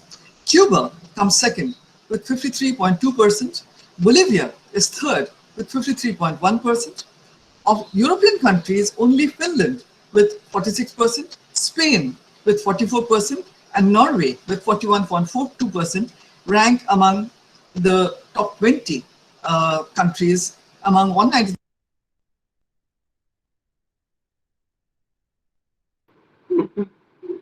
Madam, someone muted you, madam. Man, unmute yourself, madam. Okay, can you hear me now?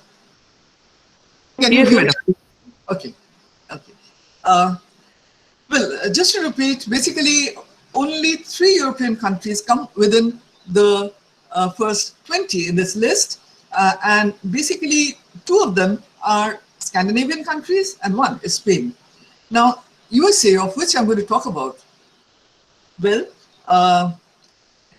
it ranks 75th out of 193 countries, with only 23.5% women in the House of Representatives, which is less than the global average of 24.1%.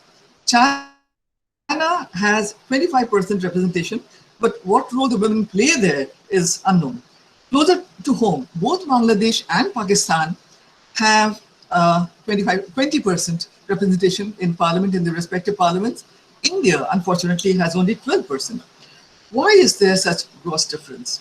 Every country has its own challenges, and in fact, because of paucity of time, I'm not going to go into that, but let me make certain generalizations. Challenges faced by women can be grouped under 2 broad categories with many subcategories. Firstly, gender inequality within families, inequitable distribution of labor within households, and cultural barriers, including sex stereotyping, which typically means that women are considered weaker than men and therefore not fit for a political role, which leads to a lack of political socialization or preparation for political office or political activity, since the desire to enter politics is not a choice within the household, in most households, or even endorsed by society at large. There is also the issue of balancing work and family. Men are never asked how they will balance political roles with family life, but women inevitably are. And secondly, there are systemic challenges. The plurality majority voting system puts women at a disadvantage. Financing is also a major problem, since most women do not have the means or resources that men have, since they are normally at the lower end of the professional ladder and find it difficult to get funding. Even when elected, they are given less valued cabinet positions, as Devi Chatterjee pointed out, like health, education, and welfare, but rarely finance, defense, or home. Women who are elected often have kinship ties with basically, and this was also pointed out by Professor Chatterjee, they have, well, high flying male relatives in politics, or they come from high status families, and therefore they are less likely to represent issues faced by low income women and families. Here a few theories may be mentioned. According to the role congruity theory, female leaders are evaluated more negatively because of traits associated with their gender. That is, they are perceived to be dependent and emotional, which are incongruous with the accepted notions of what a leader should be. That is, leaders should reflect strength and rationality, which are supposed to be male traits. According to the ambivalent sexism theory, sexism towards women consists of 2 components, hostile and benevolent sexism. Hostile sexism refers to more traditional prejudice and hostility towards women and is based on beliefs that women are threatening men's position and power. Benevolent sexism includes attitudes of appreciation for women, but are based on beliefs that women are weaker than men and traditional gender roles should remain in society, which means men should protect women and not vice versa. These theories are based on basically the fact of a political system traditionally based on patriarchy, something that discourages women from running for office. How does this all pan out in the United States, which is considered to be the world's foremost democracy, but which ranks 75th, as I pointed out, in its lower house? But first, let me state certain facts about the United States, which makes it a different democracy from others, and also basically difficult to generalize regarding women. When the US Constitution was drafted, it stated that all men are created equal, leaving out women, or for that matter, other races. Only white men were created equal, and that to certain white male. Not those who were in prison, not those basically who were poor. After a long struggle, the suffragette movement, women got the right to vote only in 1920 through the 19th Amendment. This is very different from India, where women got the right to vote when the constitution was drafted. And we did not really have to go through this kind of a struggle. The second point is that black women in the South still did not get the right to vote, despite the fact that the 15th Amendment gave former slaves the right to vote, but not basically women. Also further, these rights got whittled away, especially in the South, through racial clauses attached to state constitutions. African women therefore got the right to vote only in 1965 with the Voting Rights Act, which gave all persons born or naturalized in the United States the right to vote. Now, the third point, America has a federal constitution, which implies that states have liberty in drafting laws that may not be in sync with federal laws. So, certain states like California actually gave women the right to vote much earlier than 1920. And the fourth point, America is the most diverse country so far as ethnicity is concerned. According to the US Census of 2010, African Americans constitute 13.6% of the population, Latinos constitute 16% of the population, Asians 5.6%, Native Hawaiians and Pacific Islanders 0.4%, and American Indians and Alaska Natives 1.7%.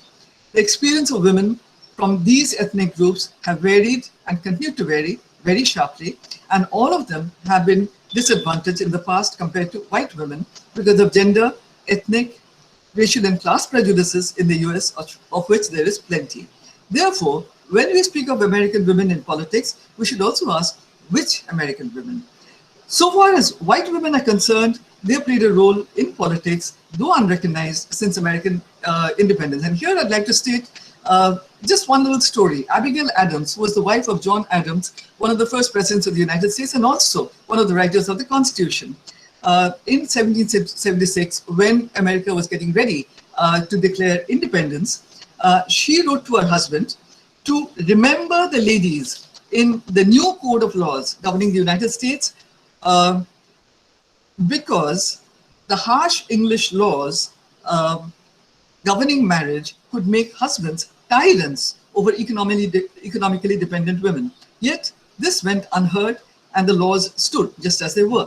Now, during the War of Independence, however, and we do not know really about this, women, some of them served in the battlefield. They fought, they took up arms. Others actually helped through basically nursing, cooking, raising money, and yet others, like Indians during the freedom struggle, they rejected imported cloth in favor of homemade cloth, founded Daughters of Liberty clubs to match the Sons of Liberty clubs of the men. But all this went unrecognized, and they were given no part in American polity for over 100 years. In the late 19th century, the American suffragette movement put pressure on the government to give women voting and other rights. I'm not going into that, but it needs to be mentioned that a referendum stimulated by the progressive movement in the from the 1890s led to, in fact, a number of states giving women the right to vote before the 19th Amendment. That is, California gave the right in 1911, and in fact, by 1915, 10 states, all west of the Mississippi, gave the women the right to vote. So therefore, the first woman to be elected to the House of Representatives at the federal Congress was Jeanette Rankin from Montana in 1916, even before the passage of the 19th Amendment in 1920. And therefore, there was a lot of debate about whether she should at all be seated because, well, there was no women's representation in the center. Finally, the amendment basically gave women the right to vote in 1920, and the first woman to be elected to the Senate was Hattie Caraway from Arkansas, 1932. Now, African women, the first African woman to be elected to the Congress was as late as 1968, Shirley Chisholm, who actually also ran for president in 1972, but of course hardly got any vote. And the first woman African American woman to be elected to the Senate was, as late as 1992, Carol Mosley Braun from Illinois. It is interesting that in many elections, the number of women voters exceeds male voters, but very few women actually, till very recently, have come out as candidates. Now, basically, why is there activism in the last few years, especially the last 10 years, and I should say the last 4 years, more to the point? To answer this, one must go back to the 1960s and the second wave of the women's movement, often called the feminist movement in the United States. This aided women candidates by fundamentally altering women's educational and economic opportunities and facilitating liberalization of attitudes towards women. Beginning in the 1970s, women's political action committees, that is PACs, donor groups, and other women's groups began to recruit, train, and fund women candidates. One of the best known is Emily's List. Emily's List actually stands for Early Money is Like East, a very woman thing. This was founded in 1985, but basically it contributes funds to women donor networks to finance women's campaigns. It supports actually pro-choice Democratic women candidates and provides early money. Its role in helping, in fact, Democratic Party women to win Congress seats cannot be overstated. Now, basically, one of the other reasons is probably the lack of high-profile women leaders who basically inspired women to vote. Now, here the importance of Condoleezza Rice as the first African woman Secretary of State, and Hillary Clinton, the first white woman Secretary of State, as well as the person to get nominated from a major party, well, should not be understated. Her shocking defeat, everybody thought that she was going to win against Donald Trump in 2016, also has to be taken into account. It is not surprising that a record number of women candidates ran for the Congress 2 years afterwards, 2018, in the midterm elections, and also many got elected, and the connection to indirect between Hillary's loss in 2016 and the wins of 2018 cannot be overlooked. Actually, Hillary Clinton, many of you may not know this, actually won the popular vote by 3 million, which she lost the electoral college vote. Following the 2016 election, a lot of writing appeared dissecting the causes of Hillary Clinton's defeat. I'm not going to discuss that, but I'm going to mention a book which she wrote, which came out in 2017, called What Happened, which is actually an autopsy of her campaign. Gender is a dominant theme in her book. She speaks of the deep-rooted sexism and double standards she faced as the first woman nominated by a major party in America's 240-year history. And basically she says, these played a hand in her defeat.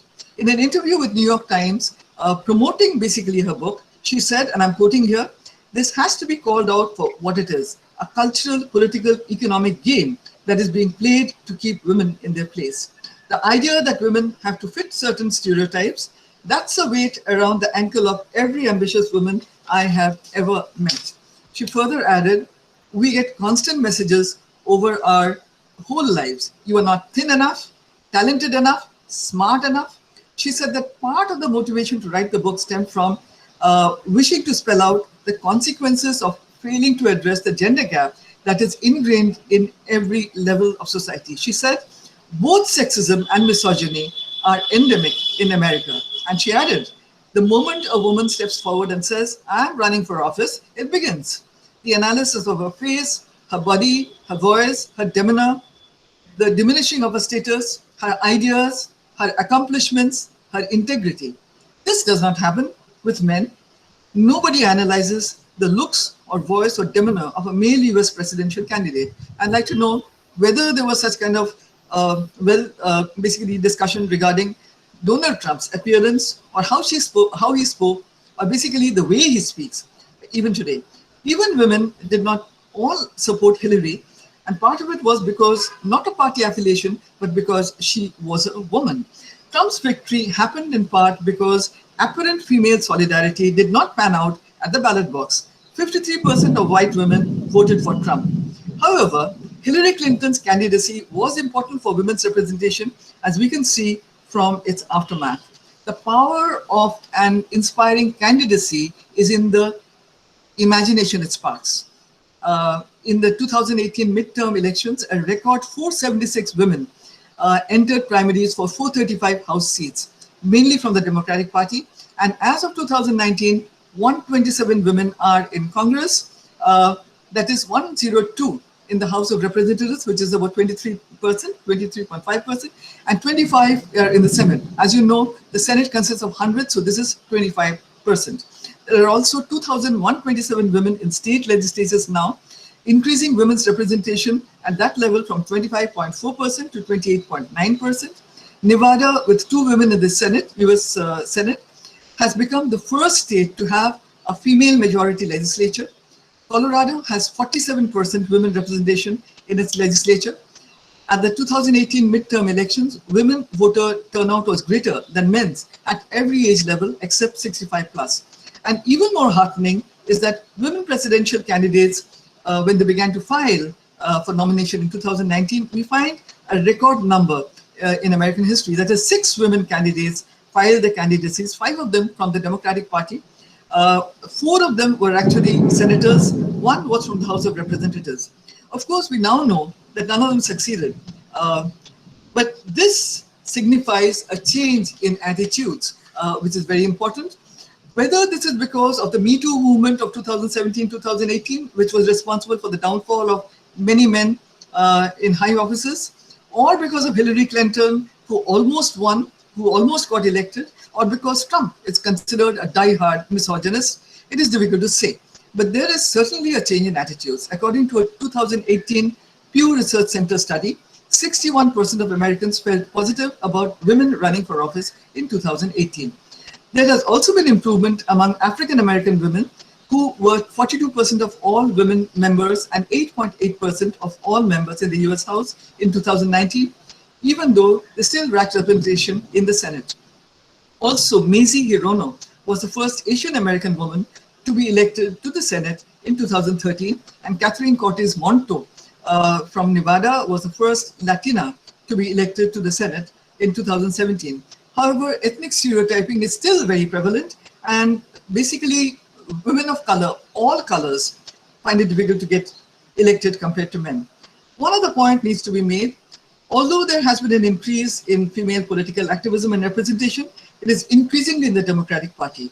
In the November 2018 midterm elections, exit polls showed that women favored Democratic Party candidates for Congress by 59% to 40%, while men favored Republican candidates by 51% to 47%.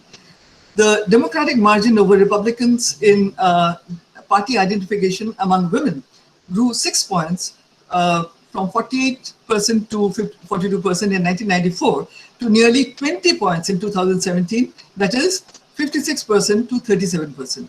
This boils down to more women candidates being elected from the Democratic Party rather than from the Republican Party. Despite recent gains, it may still be pointed out that USA ranks 75th in the world in terms of women's representation.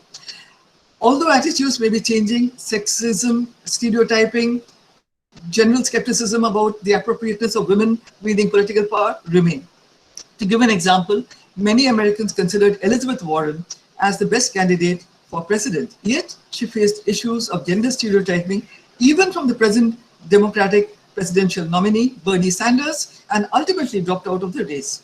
Further, all else being equal, financing of political campaigns continues to put American women at a disadvantage because of the effect of gender and race on employment opportunities, personal income, and wealth. But the upside is that increased interest of women, not only in the US, but in many countries, to run for office. I wish to conclude with basically certain observations in the UN regarding how to increase women's participation in politics. The UN has highlighted 6 avenues: equalization of educational opportunities, quotas for participation in governing bodies, legislation to increase focus on women's and children's issues, financing gender-responsive budgets, increasing the presence of sex disaggregated statistics in national data, and grassroots women's empowerment. But all countries have an overwhelmingly male leadership, and they will be slow to implement any of these or other clauses that may empower women, and we have a long way to go. According to a report of the Council of Foreign Relations of May 2020, only 19 out of 193 countries have a female head of state or government. Only 14 out of 193 countries have at least 50% women in national cabinets, and only 4 out of 193 countries have at least 50% women in the national legislature. These figures are dismal, but if we look at lower levels of government, the situation is certainly better. What matters is that women are participating and are also winning. Visual images affect how we think, and symbolic victories reflect changing values and priorities. New perspectives change policy, even if slowly. And to end, Indira Gandhi was Trideep's topic, and I'm just taking it from him. Indira Gandhi inspired every thinking woman in India to think positively. Hillary Clinton and her defeat, shocking defeat, I must say, appears to have opened the floodgate of change in the United States. Thank you very much, and thank you again for inviting me to present. Devi Di. Thank you very much, Professor Bhattacharya, for your very informative and comprehensive, detailed discussion regarding the representation of women in democracies, with your focus on the US scenario. We now pass on to the next and the final presentation by Professor Jayachandra Reddy Gundre. But before that, Dr. Tilottama Mukherjee will introduce the paper presenter. Please. Tilottama, please.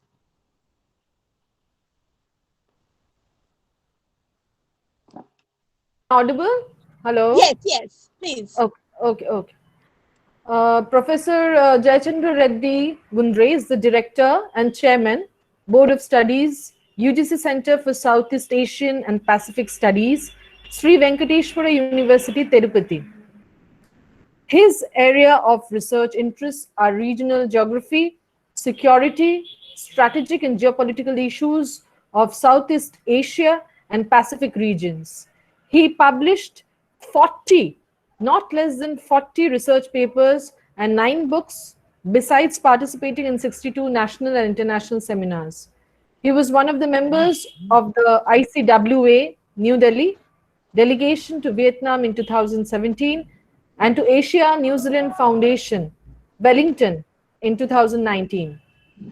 He was appointed as a founder member, Executive Council, Allahabad State University, Uttar Pradesh.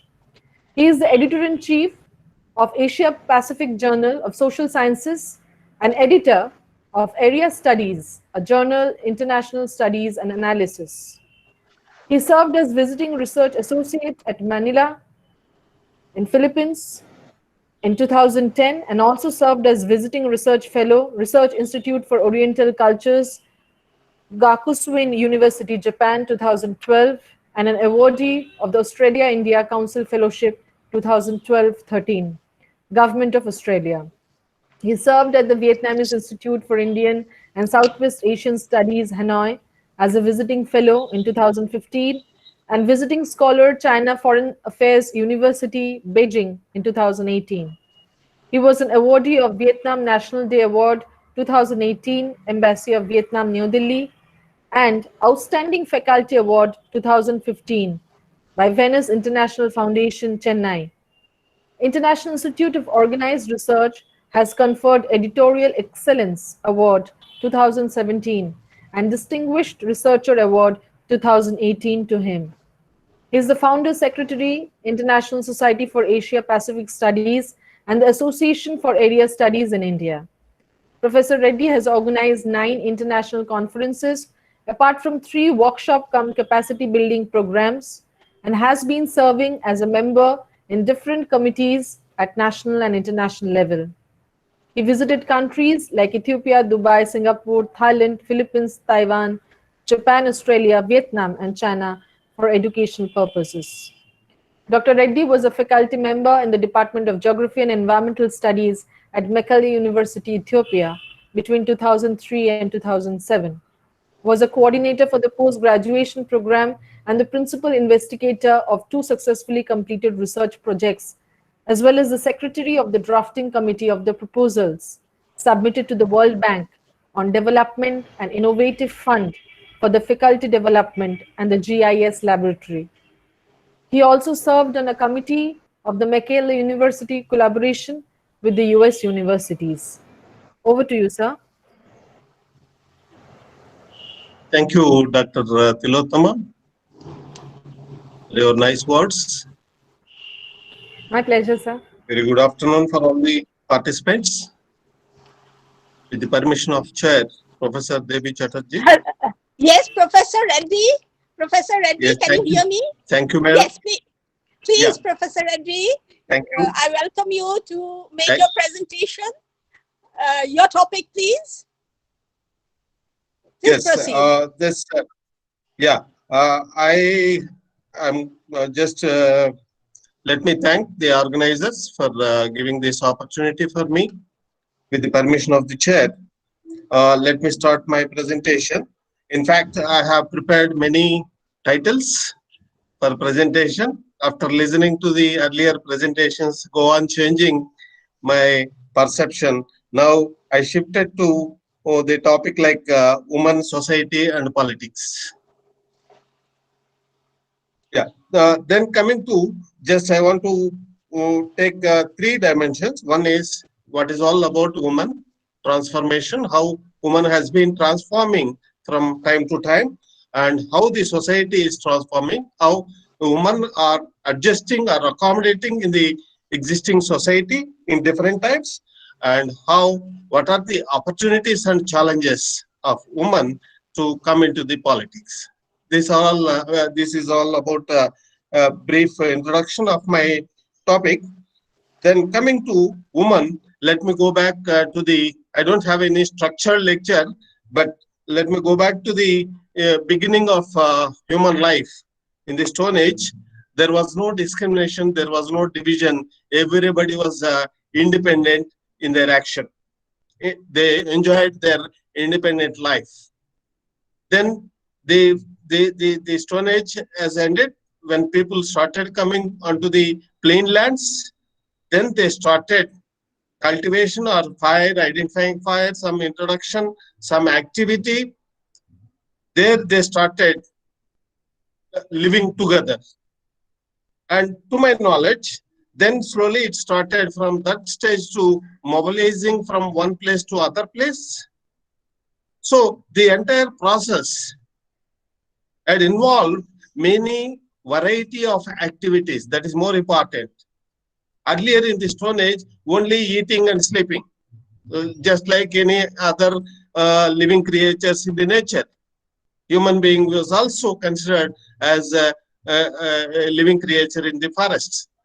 Then all the creatures left in the forest itself, only human beings came out of the forest and they started going beyond the expectations what we are enjoying today. The science and technology in the name of modernization. It has not come in overnight. There are a lot of things that happened and many centuries have taken place. And in this process, how women have enjoyed and what is the origin of division? Let me say the division. When did the division took place? Slowly, the division between in this universe, only division, the first division in the nature itself, they based on gender. That is the first division that took place in all the living creatures, men and women. This division is natural. Then why this division has widened further? In the perception of understanding woman's role, I'm not telling there is a gap between women and men. And now we are at a place fighting for the rights. That's what I want to emphasize. Why women are fighting, what is the need? Why that situation has arisen. and we have to discuss all these issues in this presentation. Then the relationship versus management. Whenever there was no relation during Stone Age, when they entered into the plain lands, when they started some economic activity, that is more important. When there is a possibility of economic activities, then only the management has come into the picture. When the management is required, the sharing of the responsibility. The sharing of responsibility based on the potentialities. Here, I want to make it very clear, women are no way inferior to men in terms of physical strength, mental strength, or intelligence, or IQA, whatever you say, IQ, in all terms. Because when human beings were living in the forest, there was no discrimination between, yes, they used to survive independently. Now you take whether it is a male tiger or female tiger, they have to earn their food. There is no difference. Why here some difference has come between men and women? Here it is not categorically or it is not planned. It is nothing but when they established the relationship, then management has come into existence. That may be family management, that may be society management, altogether the relationship versus management. In this process, there was a clear division of sharing the responsibilities between women and men. Based on the need, there was no substitute for a mother in this world or in this nature. For that simple reason, women were supposed to be at home. There was nothing other reason. Only their mothership made them to be at home in the beginning. Then men started taking care of the other things, what all are required for the family, or their survival of the entire family. So there it started. Then origin of power and politics. The origin of power and politics are not the basic character of human beings. The origin of power and politics came into existence along with the economy. When the economic, the size of economy of family or society or a country go on increasing, the responsibilities are also growing. During this process, the division of work has been diluted because there is a lot of money is required for the family, what we are expecting, and women are encouraged to come out of the home to enter into the economic activity mainstream of life without any bar. There is no restriction, women should do this one and men should do this one. Except there is no other alternative for mothership except that the women are enjoying, or they are supposed to enjoy their utilizing their intellectuality, their whatever all required for the betterment of the society and the family. So in this process, this power, whenever the power, that may be political power or economic power, we need to understand the power means it is not only political power, it is also economic power. The economic empowerment of the family, the decision involvement of decision making of women in the family affairs. There it started slowly. It has grown from involvement in the economic affairs and further moved into political decisions. What we are seeing. But in this process, what is happening? Woman has gone through many centuries in different generations, in geographical conditions, economic conditions, and social structure. Here, particularly, what we need to understand, the woman generation through many centuries transformed along with the society. Society is not static. It is a dynamic aspect. Society is never static. It go on changing from time to time, year to year, century to century. Under this process, the independent woman, what I want to say, in the Stone Age period, absolutely there was no division of labor. Everybody is independent, was independent. From independent woman to social arrangements, then she turned out to be housewife. From housewife to working woman to woman leadership, and then coming into the another domain, women fighters for their freedom. That is unfortunate. That's what we need to understand. Why should they fight for their freedom? It is natural. Everyone is having right. In the society, in the given society, there is no need to fight for freedom. Of course, here we have certain things to understand. We are fighting for the freedom of women and where they have to accommodate. The role of woman or freedom of woman is common in the entire world?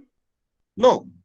It all depends upon the economic freedom, the political freedom, and the society. These three are the major objectives that are deciding the role of woman in different countries. For example, in Islamic countries, the freedom of woman is totally different. In developing countries like Asia, it's totally different set of arrangement. If you go to advanced countries, developed countries or Western countries, the role of woman again totally, you cannot compare. Again, within the same country, you go from one state to other state. In Bengal, in West Bengal, we can see more freedom for women than any other state. Then coming to Kerala. Why? This is nothing but awareness and education. The literacy rate in Kerala is 100%. I don't know the statistics, but the West Bengal literacy rate is also exponentially good. At the same time, the awareness of West Bengal society is more, no comparison with any other society in India. That's why when compared with other states within the country itself, there are differences. Why these differences are there?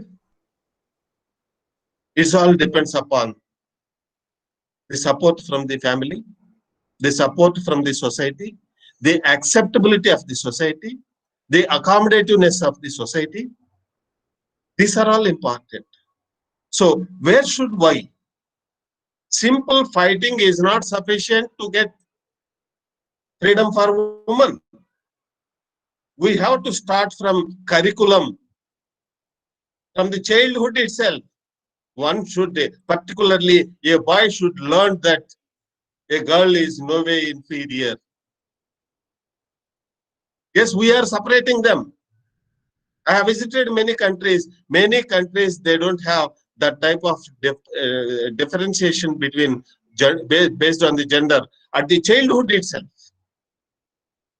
Yes, we are dividing based on the gender within the family itself, brother and sister.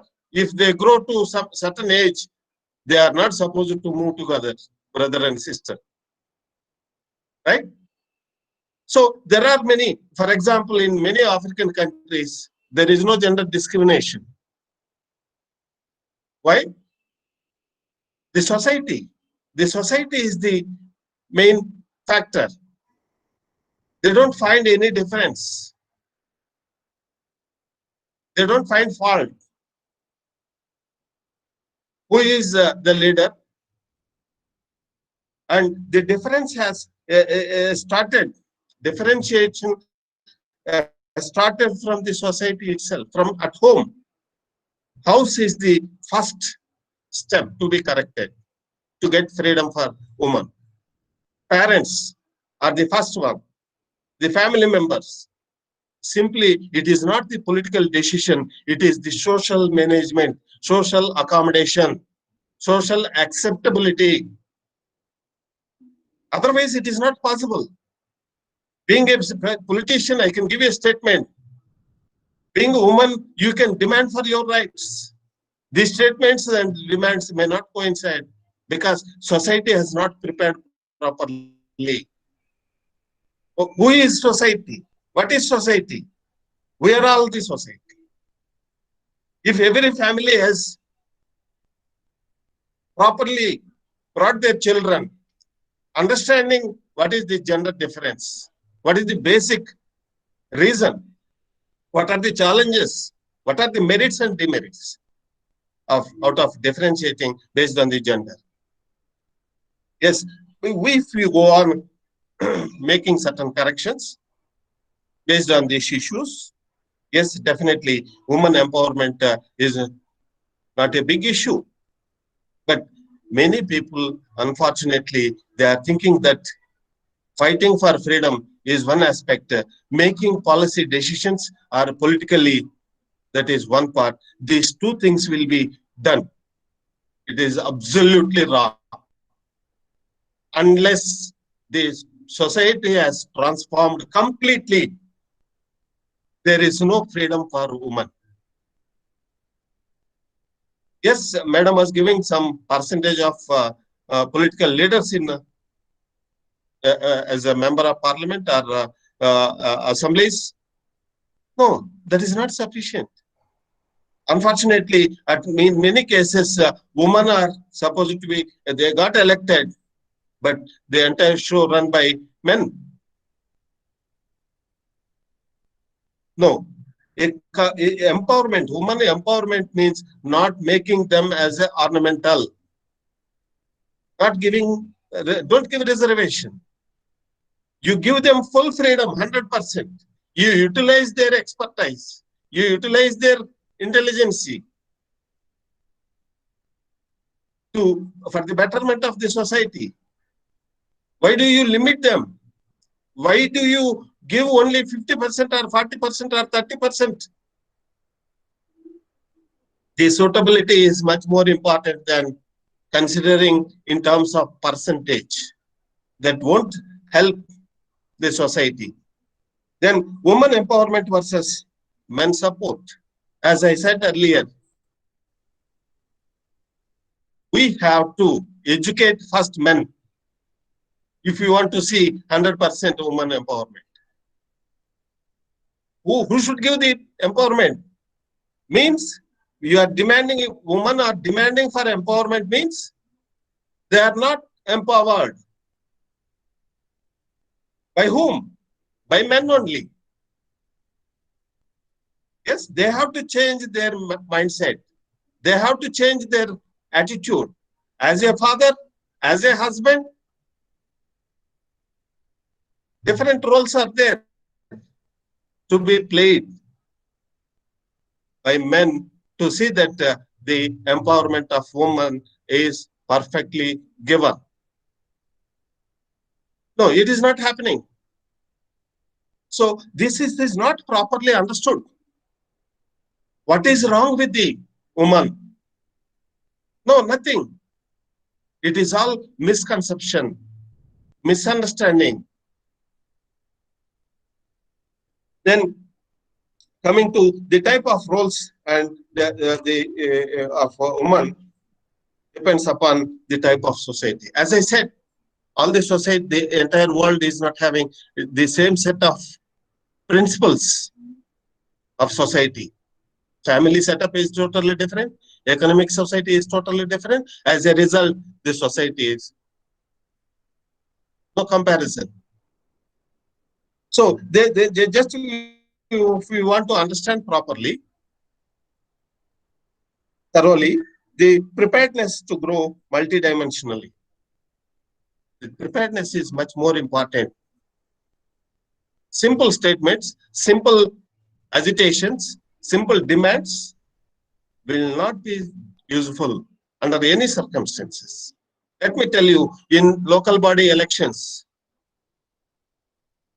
Under women category, 30% reservation is given for women. They got elected. They are unable to run the show. Here I am not criticizing women, but preparedness is not there. As a child, parents should promote girl as a dynamic leader. The parents, not the country. Don't blame the country. Don't blame the parliament. Don't blame any political party. Let us look into ourselves, how we are helping our own children, under what circumstances we are allowing them to grow. That is most important. Being a father, if I don't allow my daughter, who will give the freedom? Even some cases, mothers are not encouraging. That is quite unfortunate. No, you are not supposed to do all these things. Being a girl, you should be limit yourself. Don't compete with your brother. If this is the situation, how they get freedom? What is empowerment? Empowerment is not but constituting a big committee or corporation, dumping some money. This money will be completely spent for the woman empowerment. That is not the right way. It should start from the family. As a father, how men is encouraging. As a husband, how is encouraging his wife. That is most important. That cannot be changed. If my daughter, for example, if my daughter brought up in a proper manner, where he can, without a demand, she can grab all sorts of the possible opportunities can be grabbed by her. Why should one fight on the roads? If the compatibility, the competence of girl, it should come from the childhood. Full freedom should be given. There should not be any discrimination. Most probably, unfortunately, I am telling, we should close immediately all women, exclusive women colleges. We are separating them. That means you should be away from the society.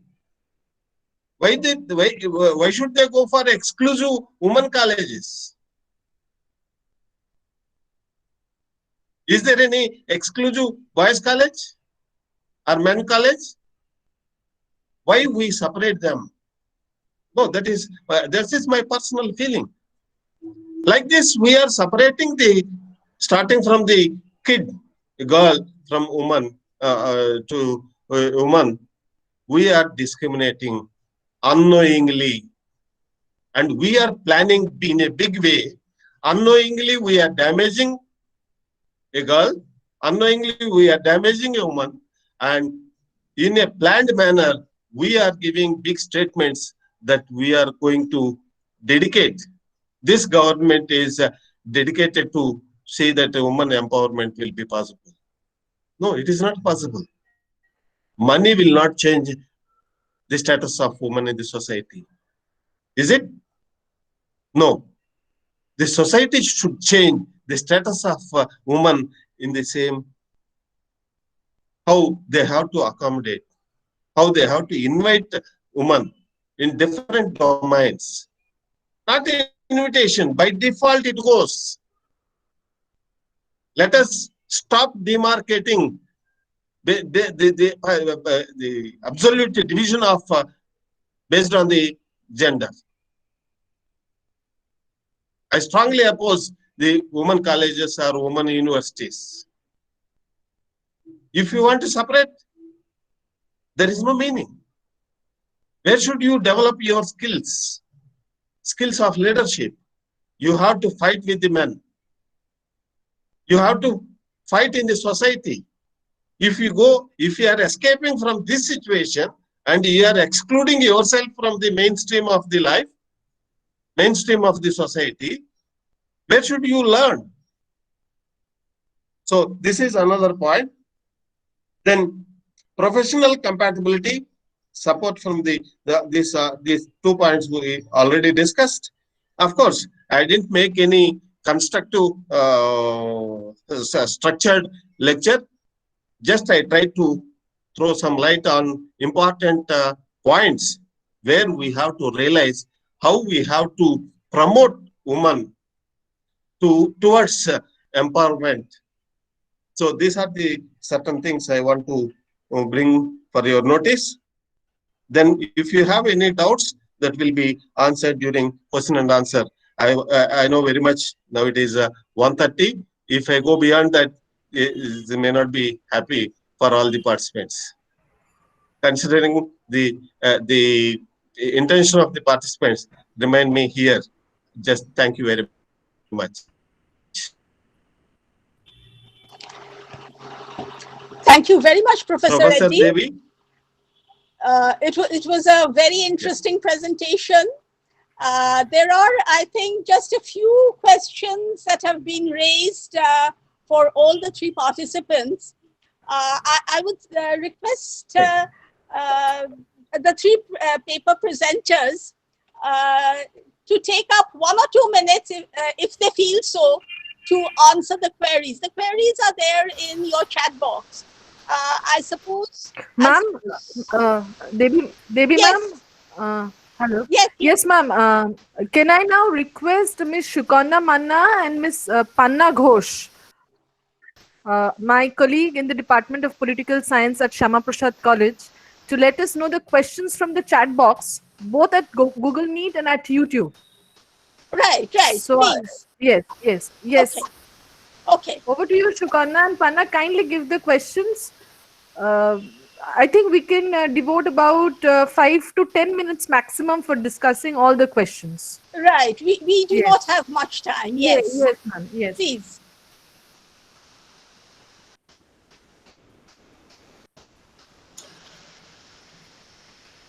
Shukana, please unmute.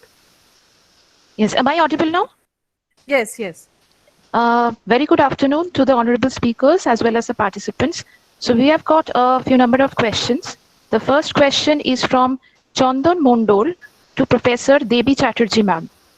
The question is, can women get empowered through informal labor activities under the patriarch society?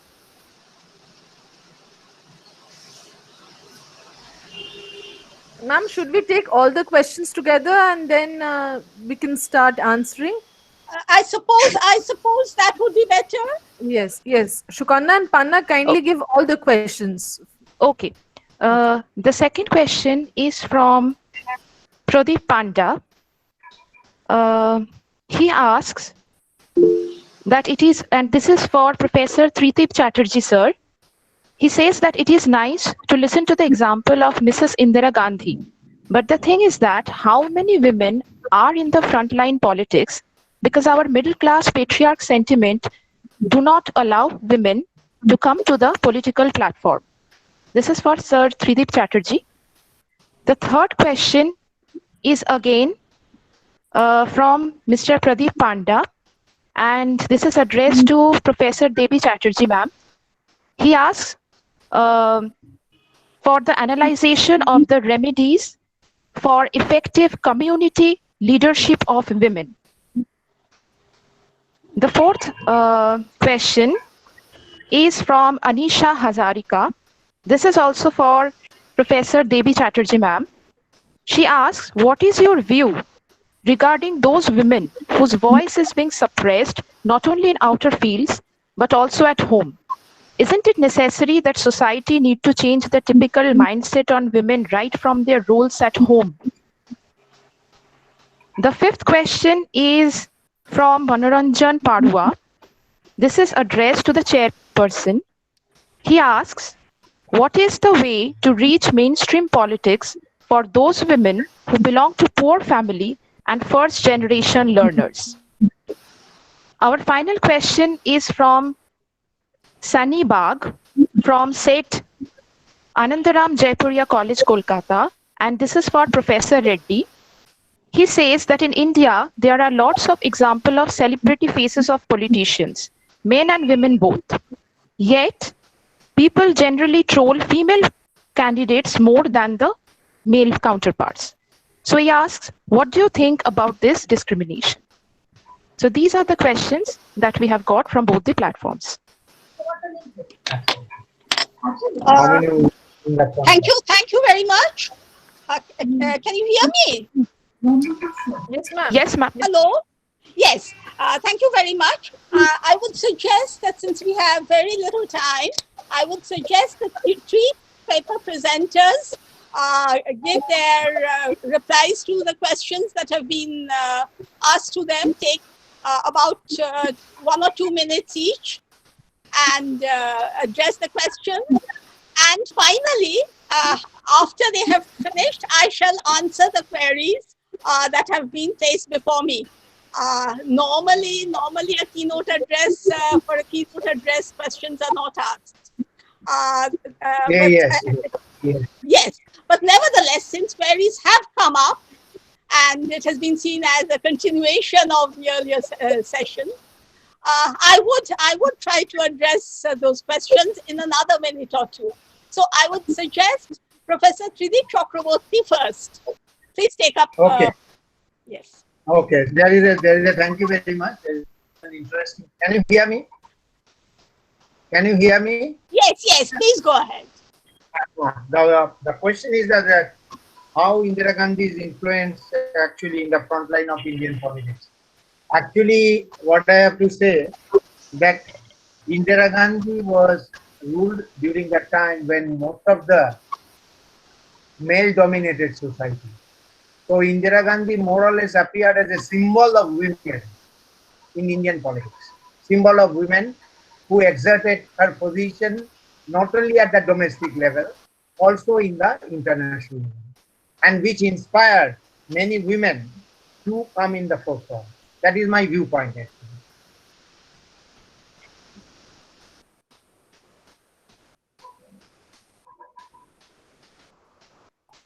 Okay, Professor Sangyukta Bhattacharya. Actually, no question was really read out, but I can see from the messages over here on the side that Pradeep Panda did ask something about how many really participate in the decision-making process.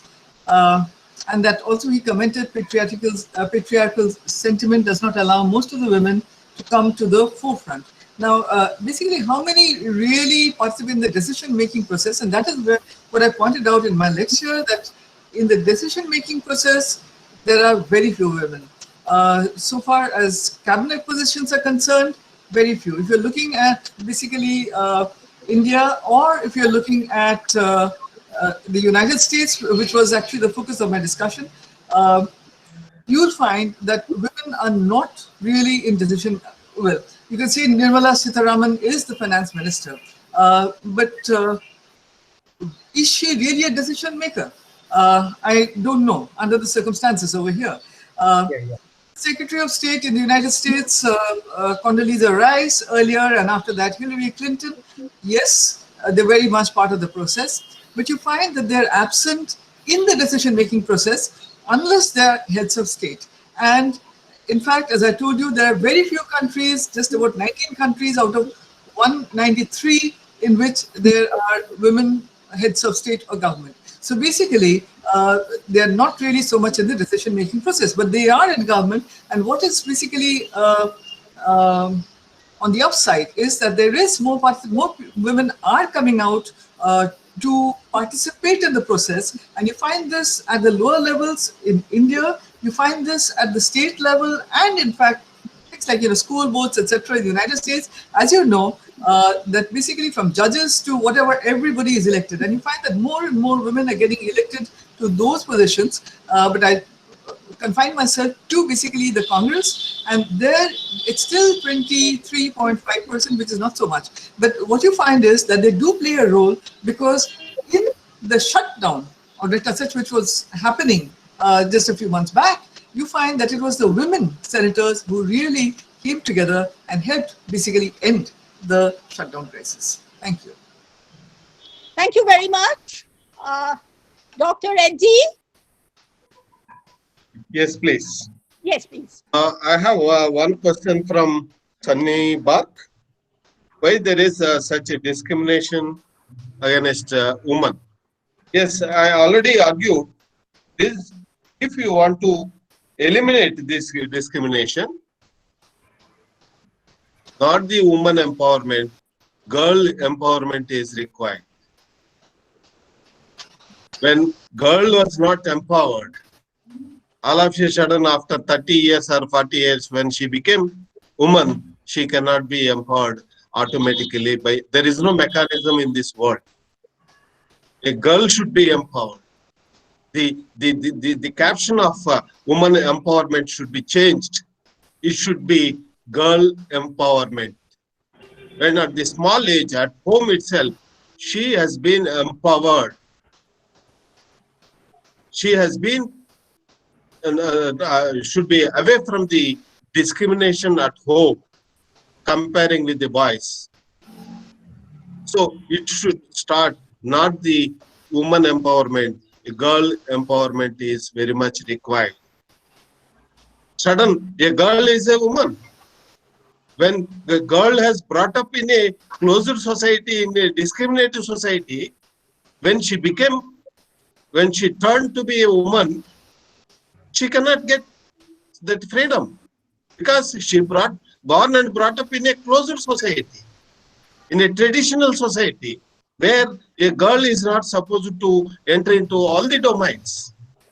The freedom has been curtailed by their own parents, by mother itself. That is the basic thing we need to understand. That's why I am against again this all women institutions, exclusive women institutions should be closed. You are accepting indirectly the parents or the girls or women or teachers. They are indirectly accepting that we need some protection. We cannot survive in this society. We need some separate arrangement where we can live comfortably. When you don't allow them to be part of the society, mainstream of the society, if you are sending them away from the mainstream of the society to the corner, how they become all of a sudden more dynamic woman at the age of 30 or 40, 50 years. No, not possible. So that's why my request is, let us fight for girl empowerment rather than woman empowerment.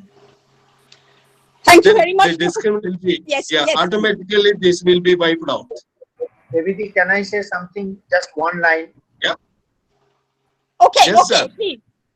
Just one thing I have to mention, because the time when Indira Gandhi have more or less ruled the country, the strong opposition that was male dominated, and she have exerted her position in every sphere and become successful. So that was, I believe, it's a role model. And even the Atal Bihari Vajpayee, one of the oldest critic and a strong leader, she branded Indira Gandhi as the goddess Durga.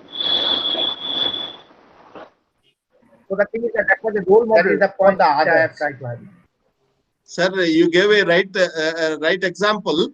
Why she became so powerful lady, iron lady? She was not brought in a closed doors. Exactly. She born and brought up in a highly dynamic society. Thank you very much. Along. Yeah, please, madam. Thank you very much. We are really running out of time. And as I said, the keynote address was really in another session. And normally keynote addresses don't have questions, but I shall make a few points here very briefly. One is the query was regarding whether empowerment of women is possible through informal labor activities in a patriarchal society. I would say to a limited extent. I fully endorse Professor Reddy's statement that ultimately it is the society we have to look at. And I would disagree with him only on the point that the discrimination is not something we miss out, really. It is a very, very deliberate, constructive discrimination that takes place. I would like to, in addition to what he has said, I would like to emphasize that. And that answers, I think, the other query regarding whether women's oppression at home, how women's oppression at home is to be seen in the context of oppression in the outer world. I would say it is a continuum. It is a continuum. From the home to the outer world is a same story of oppression of women because of their gender. That's another point I would like to make in link with that. The three presentations that we had here in this session have been very interesting, informative presentations and thought-provoking, apparently on three very different topics. But at the same time, I would say they really link up very nicely. In the first presentation by Professor Tridip Chakraborty, he spoke of an individual leader, a very, very powerful woman leader, Indira Gandhi, a very controversial leader, a very powerful leader, and discussed the different facets of her contributions. I'm not going into those aspects. But there was one point particularly, or rather a couple of points that set me thinking. One, in the discussion, how far was it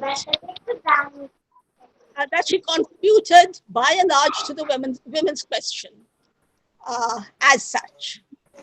That was not elaborately discussed in the presentation, and I'm sure Professor Chakraborty will enlighten us in future at some other webinar about that dimension.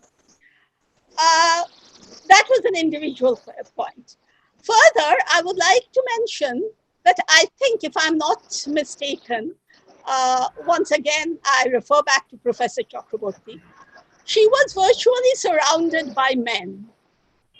Her advisors, all the people around her were men.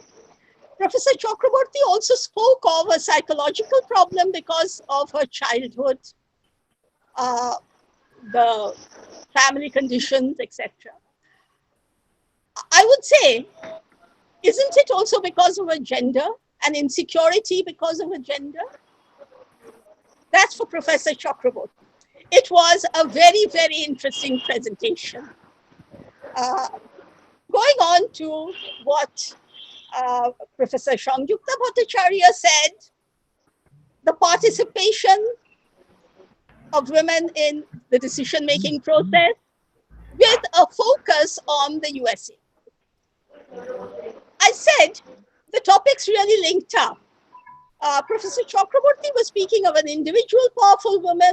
From there, we have moved on to a wider participation of women in the decision-making process in the parliamentary systems, which has been very minutely analyzed by Professor Bhattacharya. She has given us a lot of very interesting data, very interesting analysis from multiple dimensions. From there, we move on to Professor Reddy's analysis, which really locates the other discussions in the wider setting. The society. We cannot forget the society and how women's disempowerment, women's marginalization is embedded in society, and that needs to be examined not only in the wider social system, but in the wider context of time, history, that is, in terms of time and space. I think it has been an excellent presentation, reminding us how we need to look at women's oppression, not just in terms of the political, but in the wider social context, and how empowerment needs to be taken up not just at the level of institutions, but at the level of the wider social system from the women's childhood days. Thank you very much to all the paper presenters for your excellent presentations. I have been greatly enriched by your presentations, And I thank all the participants for your very active participation. Thank you very much, and we declare this session closed. Thank you, Professor Devi. The organizers would now take over. Thank you. Thank you so much, ma'am. Thank you, our resource persons. Thank you very much. Thank you. We now move on to the next session. Mr. Chandan Roy, can you please announce the start of the next session? We'll then take over. Hello. Yes. Hello. Next session, that is technical session 1, and in this session we will go to present 4 invited paper, and this session will be chaired by Mrs. Gandhari Saha, Associate Professor and Head Department of Political Science, Malda College, and this session will assist by Dr. Tilottama Mukherjee, Assistant Professor and Head Department of Political Science, Syamaprasad College. In this session, we have 4 invited paper. Dr. Moitri Bardhan Roy, and the second Dr. Sonu Trivedi, third Sri Bimal Shankar Nanda, and fourth Sri Prosenjit Dasgupta. I would like to request Gandhi Saha Madam and Dr. Tilottama Mukherjee, please take the charge of the session. Gandhari Saha and Tilottama Madam.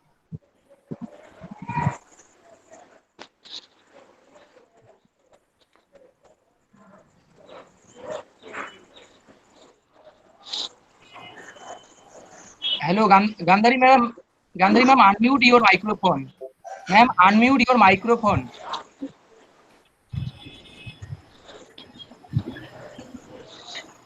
At the very outset, I welcome you all for joining this webinar today. We have 4 speakers in this session. I am requesting Dr. Tilottama Mukherjee to introduce us about this. Thank you, ma'am. Let me first introduce Dr. Moitri Bardhan Roy, our first invited paper presenter in this mission. Dr. Roy is UGC Emeritus Professor. She was former Principal Bashanti Devi College, ICSSR Senior Research Fellow in IDSK, and also performing research in Diamond Harbour Women's University. Presently, she is absorbed in Adama's University as Professor, Department of Political Science in School of Liberal Arts and Cultural Studies. She has been invited in several national and international seminars. As invited speaker, she has presented her deliberations. She was the keynote speaker in the World Women's Congress at Bengaluru on 8 September 2019.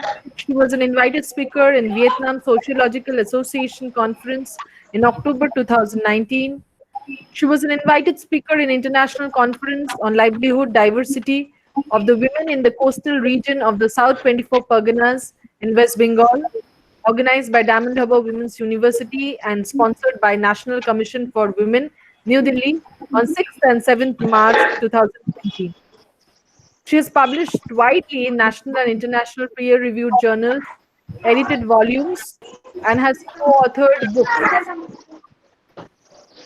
She is an ICSSR Project Fellow at Institute of Development Studies, Kolkata, Coordinator, Department of Women Studies between 2018 and 2020 on the topic Assessment of Health and Nutritional Status of the Educated Women, Students under Reserved Category in the Coastal Region of South 24 Parganas, enrolled in highest university degree. She was recently awarded the ICSSR Collegium Eminent Social Sciences Award in June 2020. Over to you, ma'am. Okay. As per our list, our first speaker is Dr. Moitri Bardhan Roy. She will enlighten us through her paper, Politics and Domains, Concepts and Prospects, Yesterday, Today, and Tomorrow. I am inviting her to put forward her views. I also request all the speakers to be brief and precise due to scarcity of time, due to time problem. Okay, please, madam, proceed. Thank you very much for inviting. Thank you, Tilottama, for inviting me for My presenting. pleasure, ma'am. My pleasure. And also, thank you, the chairperson, for allowing me to initiate my discussion on politics and women, constraints and prospects, yesterday, today, and tomorrow. Actually, it is a very big topic. It's covering a large area, but still to discuss, instead of going to the tomorrow or today's concept, if I don't remember, I don't mention to the yesterday's concept, it would be difficult for us to understand that how the women has been involved in politics and what are the means through which, what are the constraints the women have to face in everyday's life for participating in politics or becoming a part of the politics. Now, if we define politics, if the concept politics itself is associated with the concept of citizenship, so it is concerning the rights of the people too, and or rights of the women too. So whenever we speak, so from the ancient period itself, if we look to the period of 385 BC, when Aristotle was one of the leading political philosopher in Greece, he was a person who initiated the separate world where the women were excluded in participation, because according to him, those who are earning, that means those who has got the ownership right or property right, they are only the person who can intervene in the administrative structure, because their monetary condition will only allow them to take part, because take part in the management of the affairs. So he was the first person who spoke about the exclusion of women from the political field. Now, followed by him, there are certain political philosophers also commented on the same, and women were when women stayed out of the political scenario because of their concept about women or ideas about women. Now, Aristotle's political philosophy was also supported by another political philosopher named Machiavelli, who at the gateway of the medieval period also proposed that the women cannot be the citizens because they are unable to earn money and they have a separate domain of their own, and that's why they should take care of their children and they should stay away from external affairs or intervening in the administration or the management of the affairs of the state. Now, I must mention here that Machiavelli was born in the year 1469 and till 1527. He died in 1527. So you can better understand that what was the situation of the period during this when Machiavelli was born. It was a transition period and it was moving towards the medieval period or medieval or democratic stature of the society, because we were moving towards a parliamentary system of government then.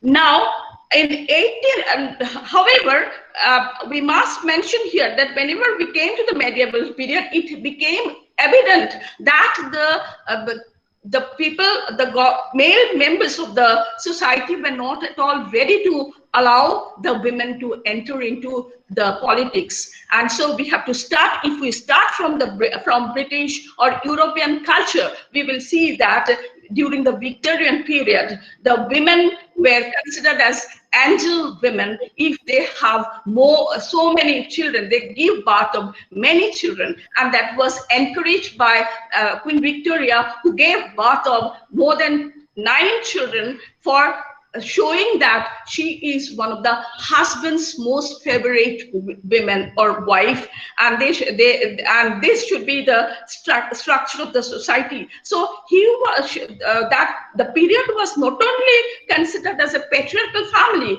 a patriarchal period, but also at the same time, the women as the agent of patriarchy were also promoting the same, and they were not in favor of, they themselves also realized that the women should be involved in taking care of household affairs, and they should not be given an opportunity to enter into the political field. But suddenly in the year 1830, there was a demand from the women that the voting right should be initiated, and it continued to them 1870. In 1870, that voting right, demand for voting right became a national movement. And in 1903, the voting bill was rejected, and it resulted in the development of the violent movement in Europe, where the women started breaking or started throwing out everything for as a gesture of non-cooperation with the government of the country. Interestingly, I must mention here that during the time to console these women in Europe, the first provision was made to give them an opportunity to give vote to the municipal corporation election. We must remember this. I will come to the same scenario whenever I would speak about the Indian system, Indian reservation policies also. This is very important. This is the landmark of the initiation of certain initiation of a gesture to give something, satisfy the women by giving something which is below standard. But interestingly, the European women, women of Britain refused to accept this, and the demand continued. And in the year 1920, they were compelled to give the right to vote ultimately, because the irresistible objections of the women compelled them to take up, compel the government to entrust the responsibility to them to give vote.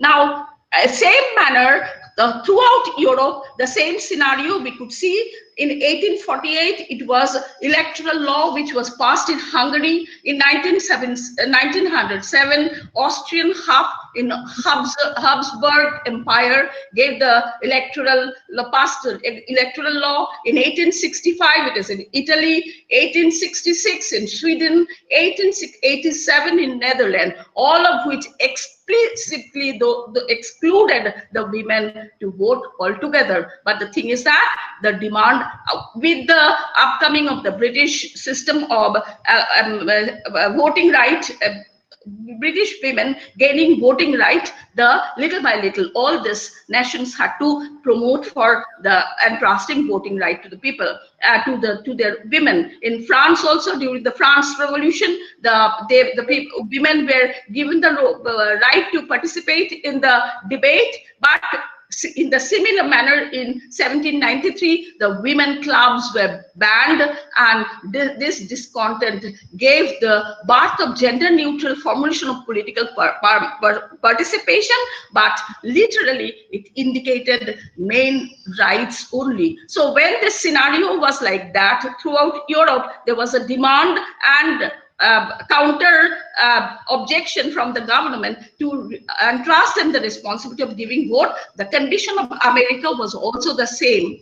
The American movement started in 1848, and again it ended up in 1920. So I must mention here that one after another, following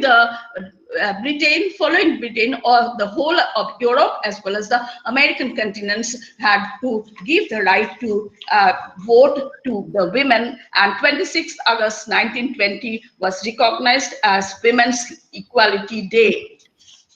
Now, whenever we speak of India's Indian women's voting right, we feel very proud that we have been given that. We won't have to ask for that.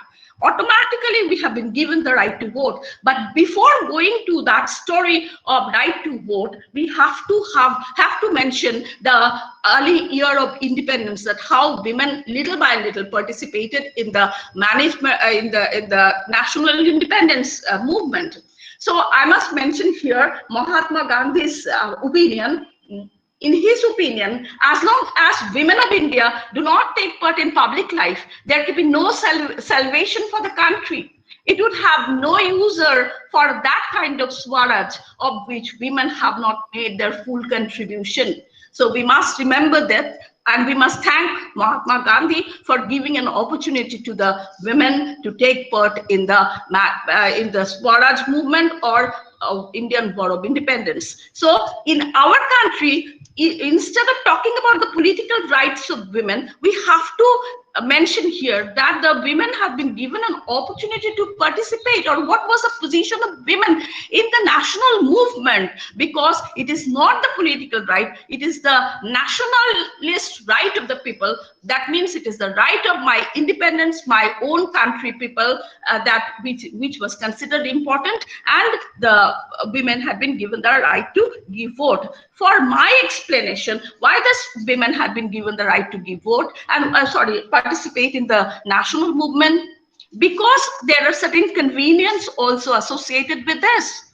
that the women can be a very good informer, women can be a very good good media for keeping or managing the male members in a hiding position or inside the house to protect them. So these are the means, I would say, that which had encouraged the Indian male to prefer the involvement of women in our War of Independence. So I'm not going to details. There are a lot of detailed information regarding this. I can, because of the lack of time, I'm not in a position to discuss all these things. But however, if I come back to the political situation also, my question here is that out of the 248 members of the Constituent Assembly, that means at the time of independence, when we constituted a Constituent Assembly for the purpose of discussing that what should be the Constitution of India or independent India, out of these 248 members, only 21 were women. That means though we have been given the right to vote, we have never been given equality position.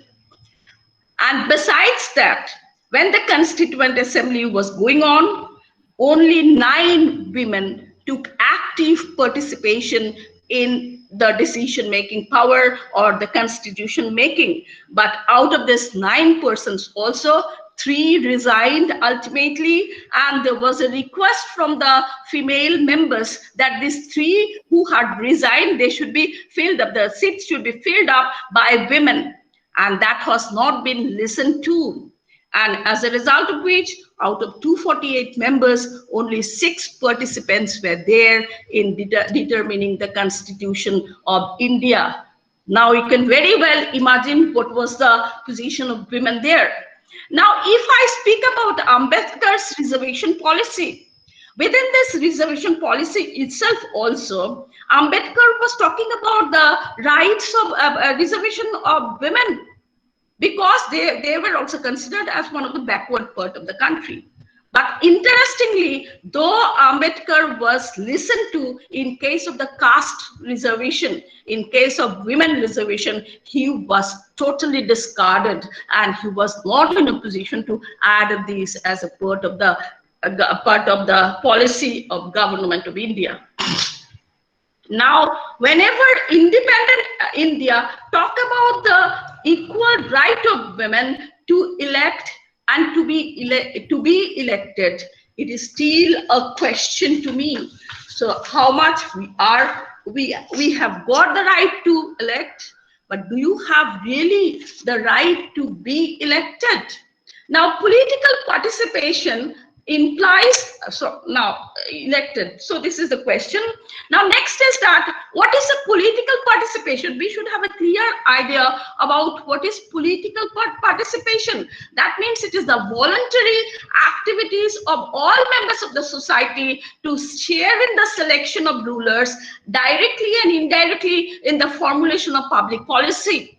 So we have been given the right to share the selection of ruler, but directly or indirectly, we were not given the authority to formulate the public policy. because only 9% cannot formulate the public policy, which was mainly based on the decision of the 242 persons.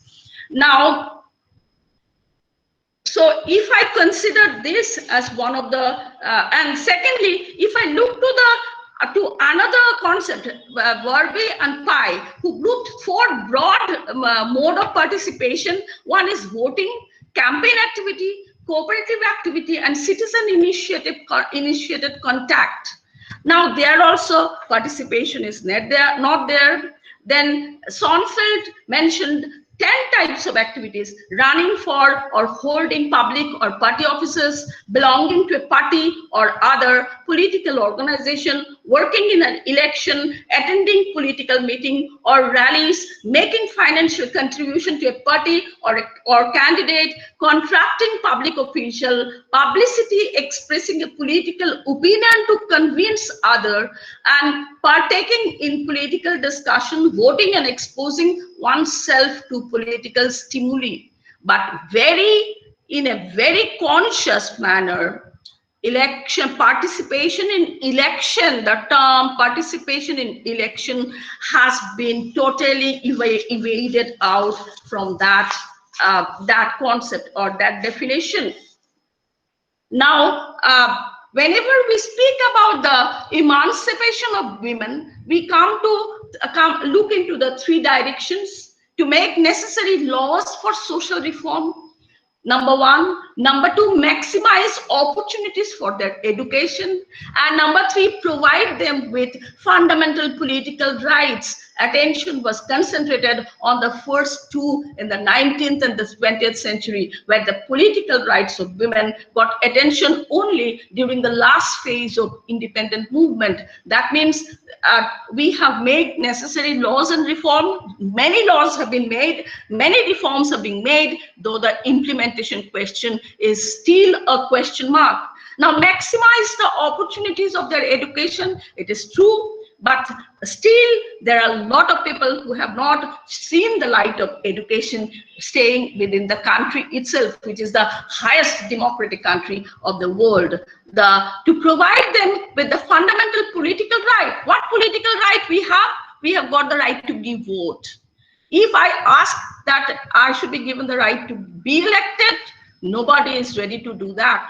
Now, if I say, if I refer to Karl Marx, that democracy is a beautiful facade to keep the people away from the seat of power. That means if I say that I should be given a seat or give the authority to power, take part in the power, in a very polite and a very decent way, I am opposed participation in the administration, and because I'm a woman. Now, UN Convention also talked about elimination of all forms of discrimination against women, which is considered as a human right bill of women, CEDAW, which has come into being in 1979. And they also talked about the right to vote in all aspects of life, but their right to participate in the formulation and implementation of governmental policies, right to participate in the non-governmental and socio-political organization. All this has come into being, but discrimination against women says that this deep-rooted structure of the society in the roles women play and in a sexual division of labor which restricted female primarily to the domestic spheres of life. Therefore, it is argued that only substantial social changes capable of demolishing the structural basis regarding the traditional views of male-dominated system, but still women has not come to the forefront. Now, if we look to the electoral position of women or representation of women, we would see that we should get 50% seats for women itself because of being the 50% population of the country. But in 1957, it was only 4.45%. And it went one or fraction of 1% high Like that, it has come to 14.6% in 2019. That means out of the 538 or 548 persons in the Lok Sabha, we have only 78 seats. Do we think that we are represented properly under a strong democratic country like India? We have no representation, we have no decision making power. Then where do we stand? It is currently the where do you stand? We have no standing at all in the political features. But still, in this condition, in this exploitative condition, also some people have been able to come to the forefront. Among them, we must remember Indira Gandhi. We must remember Nandini Shatpathy. We must remember Chief Minister Jayalalitha. We must remember Mayawati in Uttar Pradesh and Mamata Banerjee, the Chief Minister of West Bengal, who had been fighting for their existence. And in case of Mamata Banerjee, we must remember that after 34 years of communist domination, she could break the ice and should come to power as one of the single lady. So her example is an example to establish that if the women power is strong enough to fight back the authority, she can break everything, and this women can come to the forefront at any moment. And why it is essential that these ladies should come to the forefront? Because they can think about the welfare of the women community. Otherwise, the women community, the needs of the women community will never be represented. Now, there recently also we see, and without naming, I would say that there are certain other ladies who are also making a mark in Indian politics, but the intensity of the fight they have to give for coming to power is, we cannot imagine, even is beyond imagination. Because I was there in the UNDF project which was talking about the participation, 50%, 33 and 1/3% participation of women. As I have mentioned earlier, that in that case also the same history is repeated in India, because it has been seen that the women had been given the right to give vote in all the country, all the lower level administration. That means we got the right to give vote in the we get our representation in the municipal corporation. Our representation is there in the panchayat level. Our representation is there in the village panchayat level. Everywhere we are being represented. But where is the 33 and 1/3% for the state legislative assembly? Where is 33 and 1% for the parliament? This has not been given. The same history of European culture has been repeated here, that the municipal corporation has been given the right to give vote, right of representation. But we have accepted this. British women did not accept this, and their fight continued, but we have accepted this.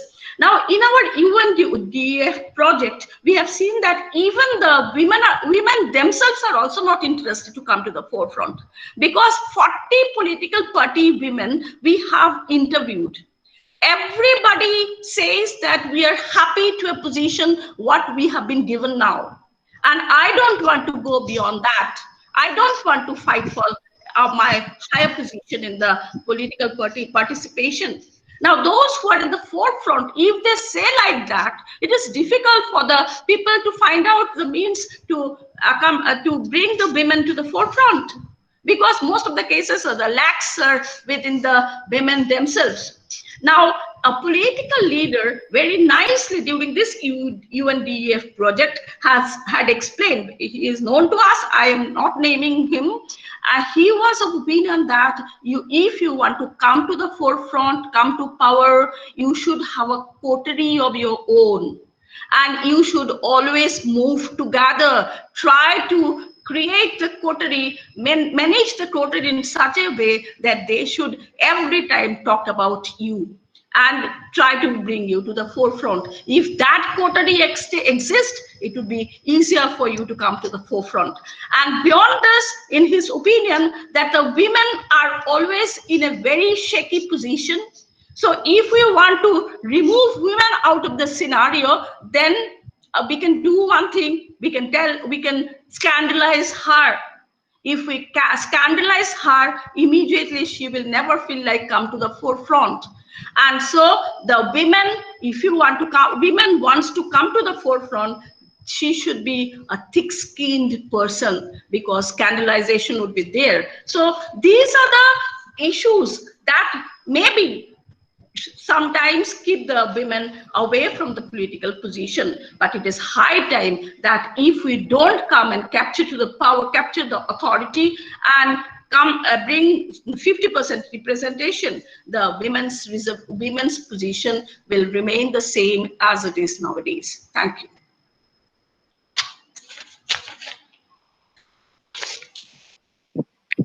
Thank you, ma'am. Very interesting and informative lecture from you.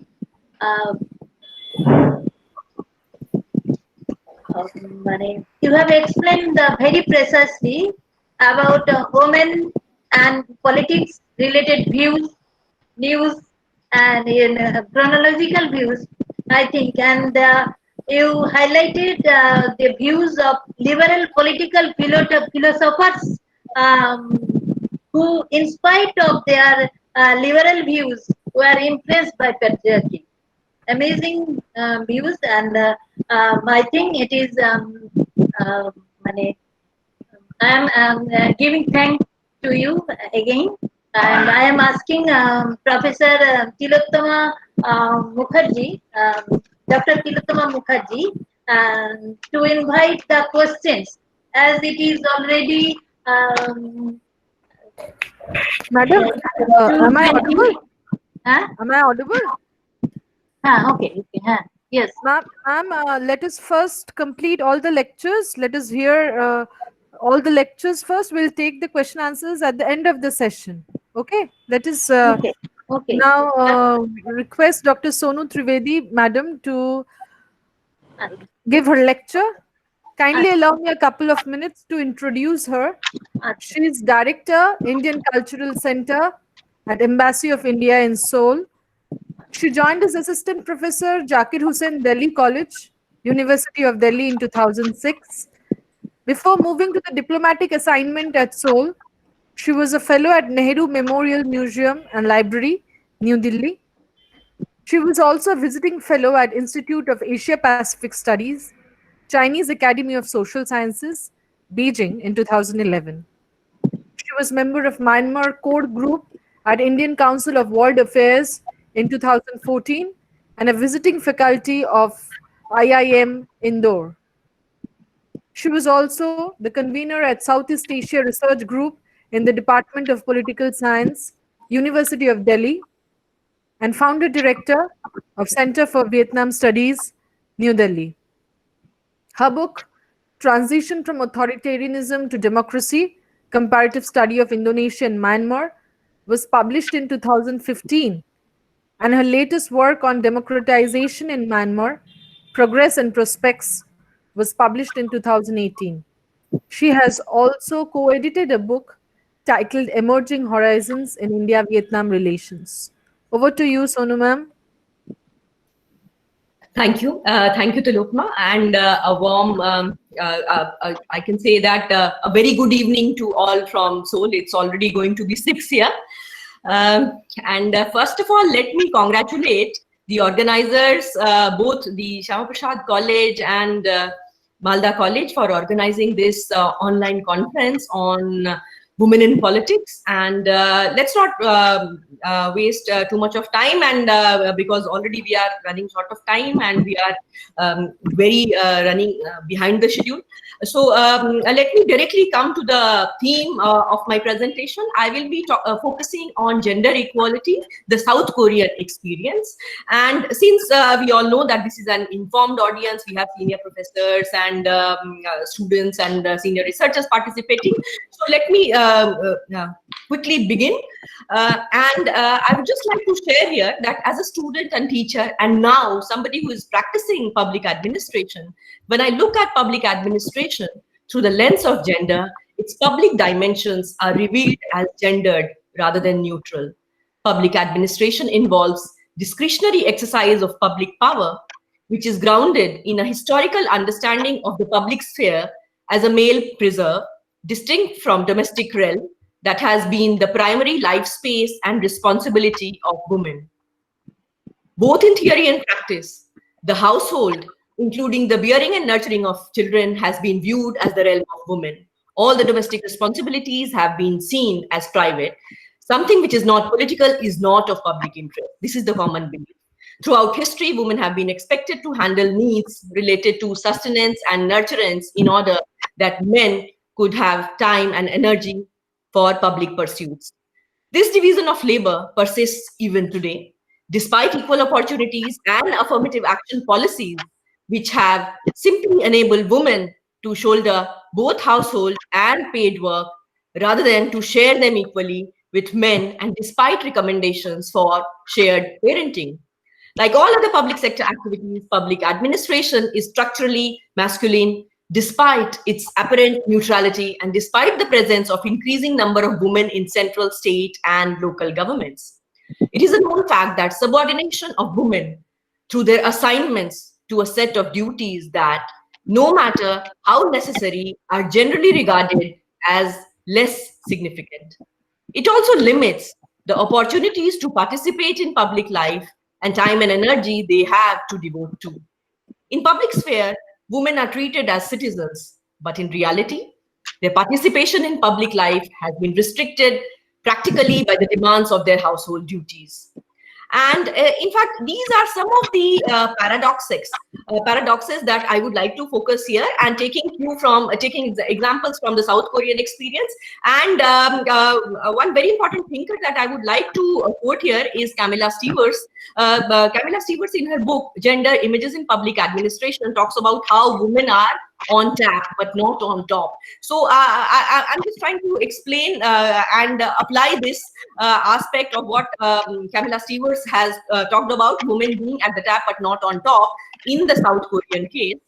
And before applying these parameters, let me briefly give you some of the provisions from the Constitution of Republic of Korea. The Constitution, which was enacted in 1948 and it was last amended in 1987, has in itself, in the preamble itself, it is mentioned that it says that to afford equal opportunities to every person. And then Article 32(4), Clause 4 of Article 32 says special protection shall be accorded to working women, and they shall not be subjected to unjust discrimination in terms of employment, wages, and working conditions. And Article 34(3) of the Constitution says the state shall endeavor to promote welfare and rights of women. And since the women's suffrage in Republic of Korea in 1948 and the election of the first female legislator the next year, the share of women in National Assembly has grown steadily and slowly. And if we take the example of the recent general election, which took place in April 2020 amidst this COVID pandemic, we see that 57 women were elected, which constitutes 19% of the 300 seats in parliament, though it is not very good. But still, slowly from 1948, we have seen that gradually the number of elected women in parliament has increased. And also as a welcome move, we see this year, in March 2020, formation of South Korea's first women party. And this was formed on the occasion of the International Women's Day on 8th of March. The party platform addresses issues such as gender equality in political representation, gender-based violence, socioeconomic discrimination against women, intersectionality, and climate change-related issues. Though the party could not even win even a single seat in the parliament, but it was a good beginning. And in recent times, the party has set up a campaign school to train women candidates for the upcoming local and provincial elections in 2022. And another example which I would like to give here is in April 2019, the Constitutional Court overturned a 67-year-old ban that denied abortion in South Korea. The court ordered it has ordered the parliament to revise the abortion law by the end of 2020. So by the end of this year, we expect a new law to come up. And these were related to the constitutional provisions and some of the laws. And now coming to the policies. One of the most important policies which focuses on gender equality in South Korea is the Framework Act on Women's Development, which was enacted in 1995. But later this was revised, and in 2014 it was revised, amended, and a new name was given, which is called as Framework Act on Gender Equality. And this revised act took effect from July 2015. The purpose of this act is to realize gender equality in all areas such as politics, economy, society, and culture by providing for basic matters with regard to the obligation of the state and local governments to implement the principle of gender equality under the Constitution of Republic of Korea. And according to the Article 7 of the Act, which is supposed to be very important, the Ministry of Gender Equality and Family is responsible for formulating a master plan for gender equality related policy for every 5 years. So this is something which is different we find from the Indian case, where only one particular ministry, the Gender Equality and Family Ministry, is responsible for making a master plan for gender equality. And further, the Framework Act on Gender Equality has a great significance in bringing gender equality culture through instituting a system of consideration of policy impacts on women, their welfare, education, gender equal families, and family-friendly cities. So these are very unique concepts which have been incorporated in this act. And it also focuses on international cooperation for realizing gender equality and a family policy strategy for participation in process of peace and unification. And it specifically says that in the process of peace and unification, both men and women should equally participate. And further, the Ministry of Gender Equality and Family is actually in fact responsible for implementing these policies. And though it is not very old, it was established as an independent ministry in 2001, but it has been focusing on ways of ensuring how people could work towards gender equality. And then there are several laws which were passed. I would just like to give a brief mention to all of them. Since mid-1980s in Republic of Korea, many areas of society, including politics, economics, family, various institutions, laws, and policies, have set up the basis to eliminate discrimination against women and achieve gender equality. And some of these acts are, the first one which I would like to mention is the Act on Equal Employment for Both Sexes, which was enacted in 1987. Then the Infant Care Act, enacted in 1991. Then we have the Law on Maternity Protection, which was passed in 2001, revised and again amended in 2001. The Act on Special Cases Concerning the Punishment of Sexual Crimes, which was passed in 1994. Then the Act on Special Cases Concerning the Punishment of Crimes of Domestic Violence, which was passed in 1997. The Act on Prevention of Sexual Traffic and Protection of Victims, passed in 2004.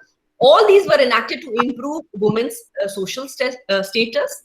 Also in mid-2000, efforts to create an environment where both men and women can enjoy a work-life balance flourished with the enactment of Equal Employment Opportunity and Work-Family Balance Assistance Act. The other act is about the promotion of creation of a family-friendly social environment, and the Act on Promotion of Economic Activities of Career Interrupted Women. These are some of the examples I thought about. Maybe I should just just cite them, just to make all the participants aware about the women-friendly laws which are there in South Korea. Furthermore, there have been continuous efforts to reflect gender perspectives in general policy making by the Ministry of Gender Equality and many other central government ministries, such as by introducing the Gender Impact Assessment Act, which was passed in 2004, gender budget statements and gender budget balance sheets, which began from 2009. And currently, the current government allocation is 6.2% so far as the gender budgeting in Republic of Korea is concerned. Then let me also briefly give you some of the other examples. Like one example is about the best family friendly management certification. So companies are given this certification by the government if they follow certain practices and certain principles which are outlined by the government, then they get this certification. Then even the government is following two-track support policy for paternity leave, like after the female worker, where, like once she has availed the maternity leave, and during that period, if the father wants to avail the paternity leave, then compensation is given and full paid leave is given. Along with that, during that period when the spouse goes on leave, in the second track, it also provides financial support to the company to hire somebody as a replacement, which we do not have in India. When female goes on maternity leave, somebody is hired, but when the father goes on paternity leave, when the male staff goes on paternity leave, then financial compensation is not given, where somebody else is hired. So this is one. These are some of the lessons that can be learned from the South Korean experience. Then also there is a task force which has been formed by the ministry, and the main focus of this task force is to work on gender parity and empowerment of women. Then there are a number of other policies, but quickly just let me just highlight the 4 R's which the government is following here to narrow the gender gap and ensure women get same opportunities as men. They are focusing on 4 R's, which are recruitment, retention, restart, and women representation for women. At the same time, considering how a woman's life takes shape. In Korea, and I'm sure this is a common feature world over, when women first enters the workforce, they tend to do well. But as soon as they have children, many women leave the labor market. When they are ready to return, they find their opportunities are limited and prospects for promotion are low. This is a common feature world over. So here, the task force plans to get more women into workplace and help them become managers. And the Ministry of Gender Equality and Family has 2 policies in support of this. The first one is that they have set up Women's Resource Academy, which aims to increase the number of female managers. It helps women recognize their areas for improvement and teach them how to do so through customized training such as role plays and group discussion. And the second one is Women's Resource Database, which matches qualified female candidates with appropriate jobs. Women who have the right qualification and skills are registered in the database and then recommended as candidates for various government committees or public organizations. Since last couple of years, state-run enterprises have been forced to record the gender ratio of job applicants and to ensure that they are not discriminatory. So these were some of the, like I started with the constitutional provisions, then the acts, then some of the policy measures that the government is taking. But all these are not enough because the status of women is even in South Korea similar to that that we have in India. While policy changes are important, a change in societal perception is ultimately key to solving the issue. And so far as the societal imprints are concerned, the South Korean culture remains deeply patriarchal, with women and men expected to fulfill certain roles based on gender. Society is dominated by stereotypes about gender roles. Men are breadwinners and women are responsible for child rearing and housework, a common feature. As similar to India. Politics is particularly again unequal, as I gave the example. 19% of the seats in South Korea's parliament are held by women. And so far as the other parameters are concerned, women are less paid than men counterparts at the same level. Generally, they are assigned most of the lower level work. They have trouble fitting into accepted managerial roles, experiences of sexual harassment in organization, working as double shift of job and home responsibilities, not adequately represented proportionately in the top levels of bureaucracy and political positions, again, common features. And let me also give you one of the examples. The World Economic Forum's 2020 report on global gender gap ranks South Korea as 108 out of the 153 countries. So these were some of the, you can say, I focused on the societal imprint and also the ranking. But let me tell you that though despite the myriad hurdles they face, more and more women are speaking out these days in South Korea and forcing the government to take action. This is a part of a wider reckoning with South Korea's patriarchal society that has also seen a number of prominent Me Too cases coming up, and women organizing to fight against sexual abuse at work, illegal spy cameras, photography, and male-defined beauty standards. Young women have shaken up the country's political culture in recent years with campaigns targeting the country's high-profile sex offenders. And recently we heard about the mysterious death of the mayor of Seoul City, and in fact he is also linked to one of these Me Too movements. So it has become very common, the protests, and women are now coming up. So these are some, you can say, some of the welcome move which are happening, and it is widely covered by the mass media as well as the social media. So on this note, since we are running short of time, I have flagged some of the issues. Let me end here. And like all developing countries, South Korea is struggling to come out of the patriarchal norms. And to conclude, I would just like to say that the approach should be how to add water to the glass, which is already half full, rather than lamenting over it being half empty. Thank you.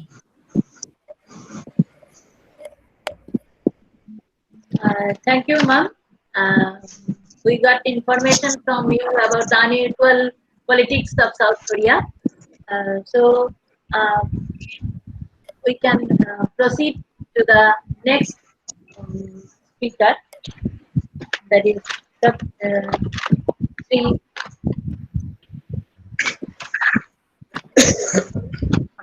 Bimal Shankar Nanda. His topic is women and environment movement in India. I am asking Professor Dr. Tilottama Mukherjee to introduce. Thank you, ma'am. Let me now introduce Professor Bimal Shankar Nandu, our next speaker. He's a very popular face on the television and needs no introduction as such. Yet I must formally introduce him to our audience today. He is Associate Professor, Department of Political Science, Charuchandra College in Kolkata. He is guest faculty at Department of Political Science, Diamond Harbour Women's University. Most importantly, he is the president of West Bengal Political Science Association. Over to you, sir.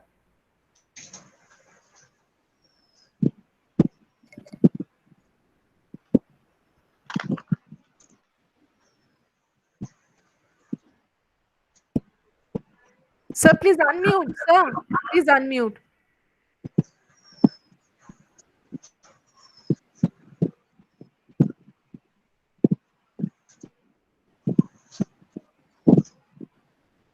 Sir, please unmute. Sir, Bimal sir, please unmute.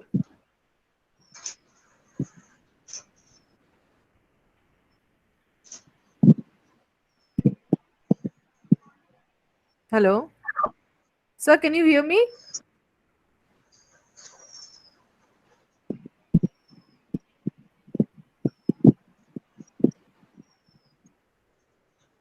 Hello. Hello, am I audible now? Yes, sir. Yes, sir. Yeah, okay, okay. There was some problem. Thank you, Tilakama, and respected chairperson, my other fellow panelists, and the viewers and listeners. I think at the outset, I must convey my gratitude to the organizers for giving me the opportunity to share my thoughts with you.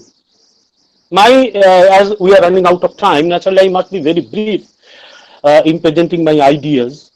The topic will be women and environment movement in India. The much discussed topic. I don't know whether anything new can be discussed here, but to me, the topic is interesting. For a couple of hours, I am listening to the problem of patriarchy, the problem of male domination, etc. But there is one particular area where we cannot blame the patriarchy or male domination. It is environment-related movement where women participated spontaneously and almost they took the movement. Some of the movements were taken to its logical conclusion. That is the very interesting area of Indian politics where women participated in the movement voluntarily and their role in these movements were and still are spectacular. Now, before discussing the role of women in the movements for environment protection in India, we need to focus on the intimate relationship between men and environment. As you all know, that the relationship between women and environment is an intimate one, and in at least in India, from time immemorial, the women are within the environment. They live within the environment and they take environment as a part of their life.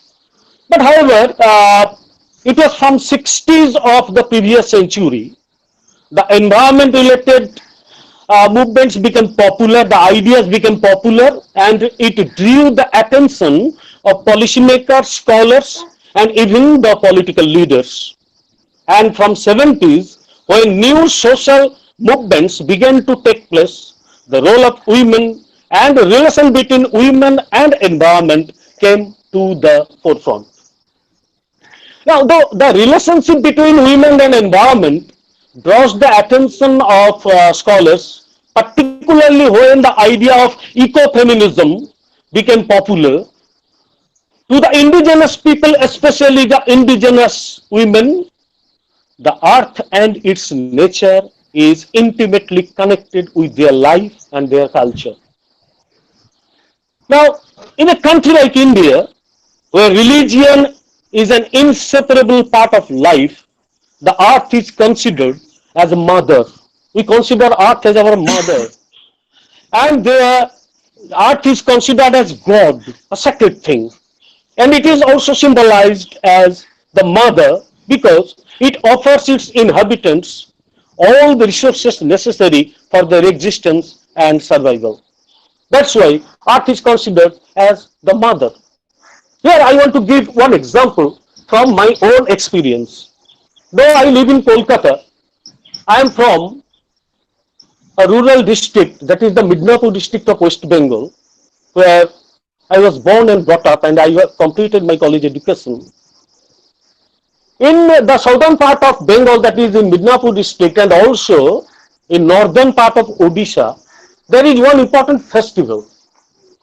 Those who know Bengali calendar, they know it, but those who do not know Bengali calendar, I just want to clarify it. The first month in Bengali calendar is the month of Boishakh.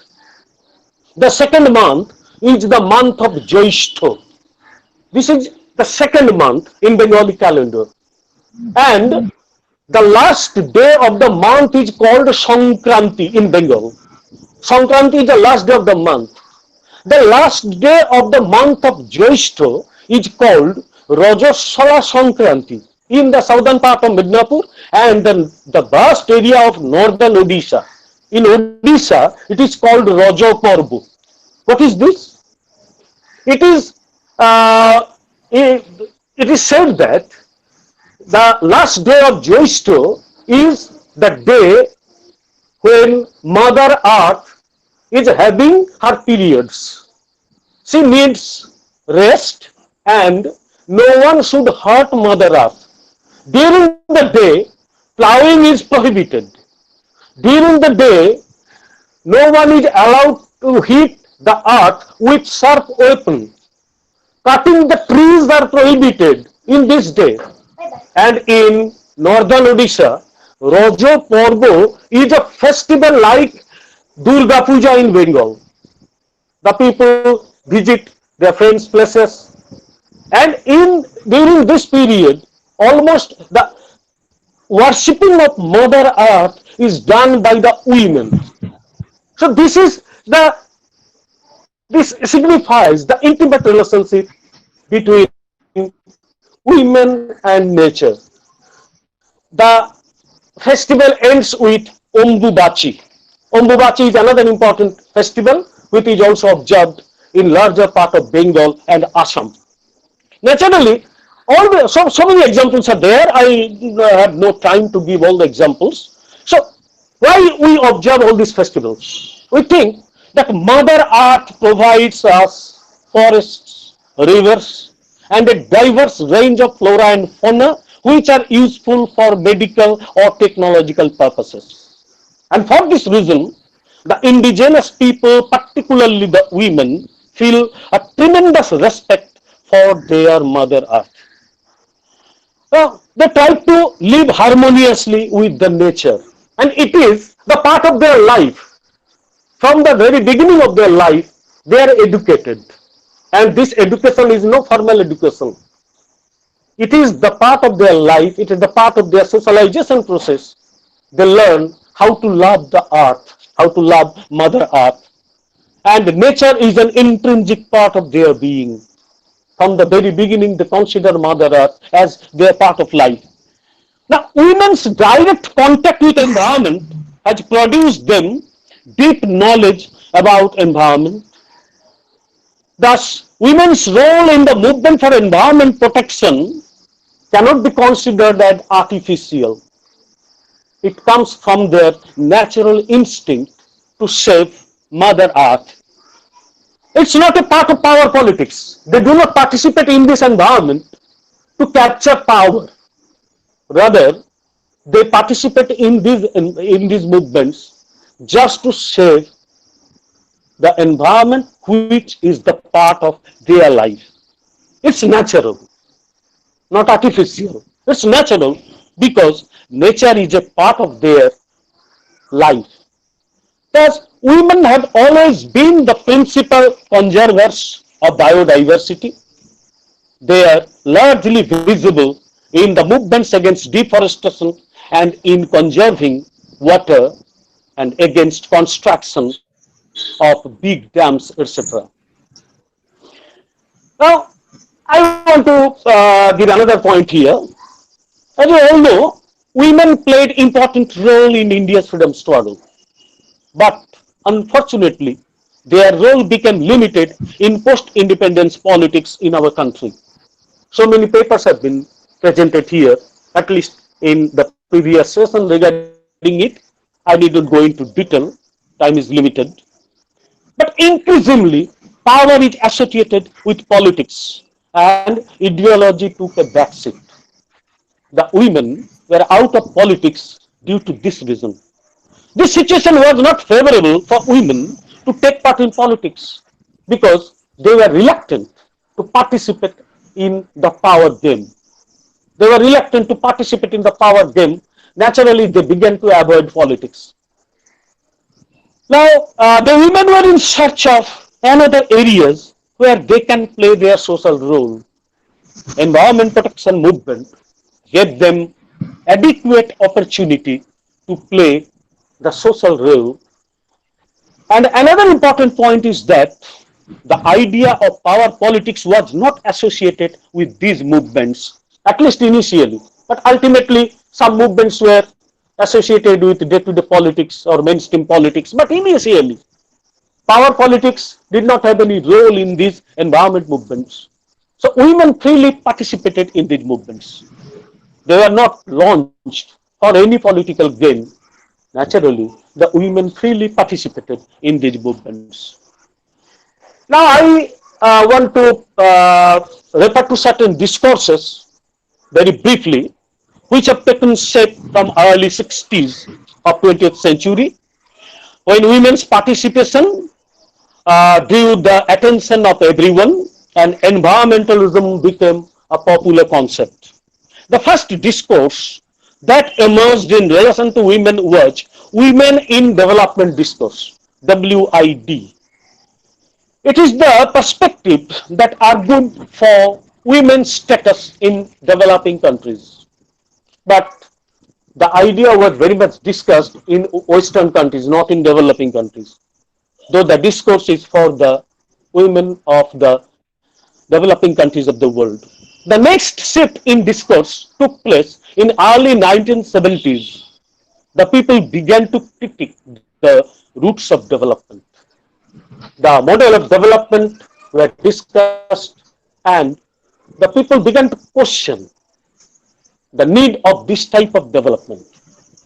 A new discourse was developed during this period and it was defined as Women Environment Development Discourse, WED discourse. The discourse is centralized around the synthesis of different ideologies, one of which was ecofeminism.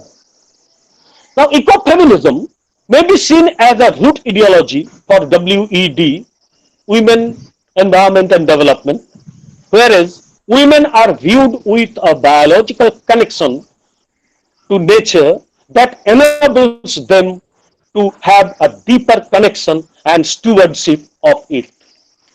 And you all know that ecofeminism was originally coined by a French writer, and her name was Francoise de Eubon. In her book, La Feminisme en le Mort, written in French, in the year 1974 it was published. This theory asserts that the feminist perspective of ecology does not want to place women in the dominant position of the power. Rather, it calls for an egalitarian collaborative society in which there is no one dominant group. Rather, there are several branches of ecofeminism, liberal ecofeminism, socialist ecofeminism, etc. One Indian is also associated with developing the idea of ecofeminism. You know the name Bandana Shiva. She is also a famous environmental activist and theorist. Now, however, constructing theory of developing discourse is the business of the scholars and academicians. The people who participate in grassroots level movement do not bother about narrative or discourse. It is the duty of the academicians to develop a discourse. Environment-related movements in India at the local level is going on for a long time, and the people who participate in this movement, particularly the women, they do not wait for any discourse. Rather, taking lessons from their life, they participate in the movement spontaneously. But in the last few decades, these movements have intensified and raised a wide range of questions. Now, Harsh Sethi, a noted academician and scholar who focus on environment-related issues, he divides the environmental struggles in India into 5 categories. One, forest-based movements. It is for forest policy, use of forest resources, etc. The second one is land use. It is associated with industrialization and loss of agriculture, degradation of land, exploitation of mineral resources, etc. The third movement is against big dams, like Narmada Bachao movement. They focus on the destruction of forests, involuntary displacement of people, etc.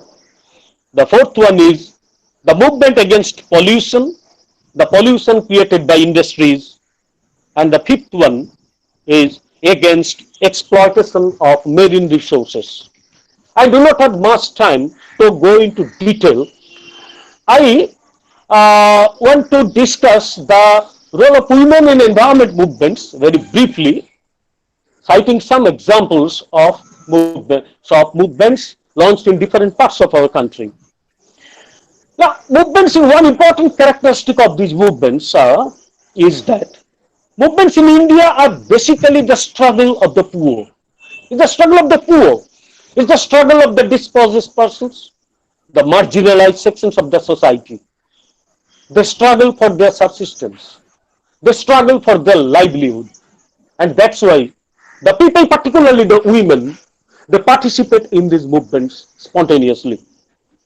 Now, most movements are concerned with conserving natural resources to sustain livelihood.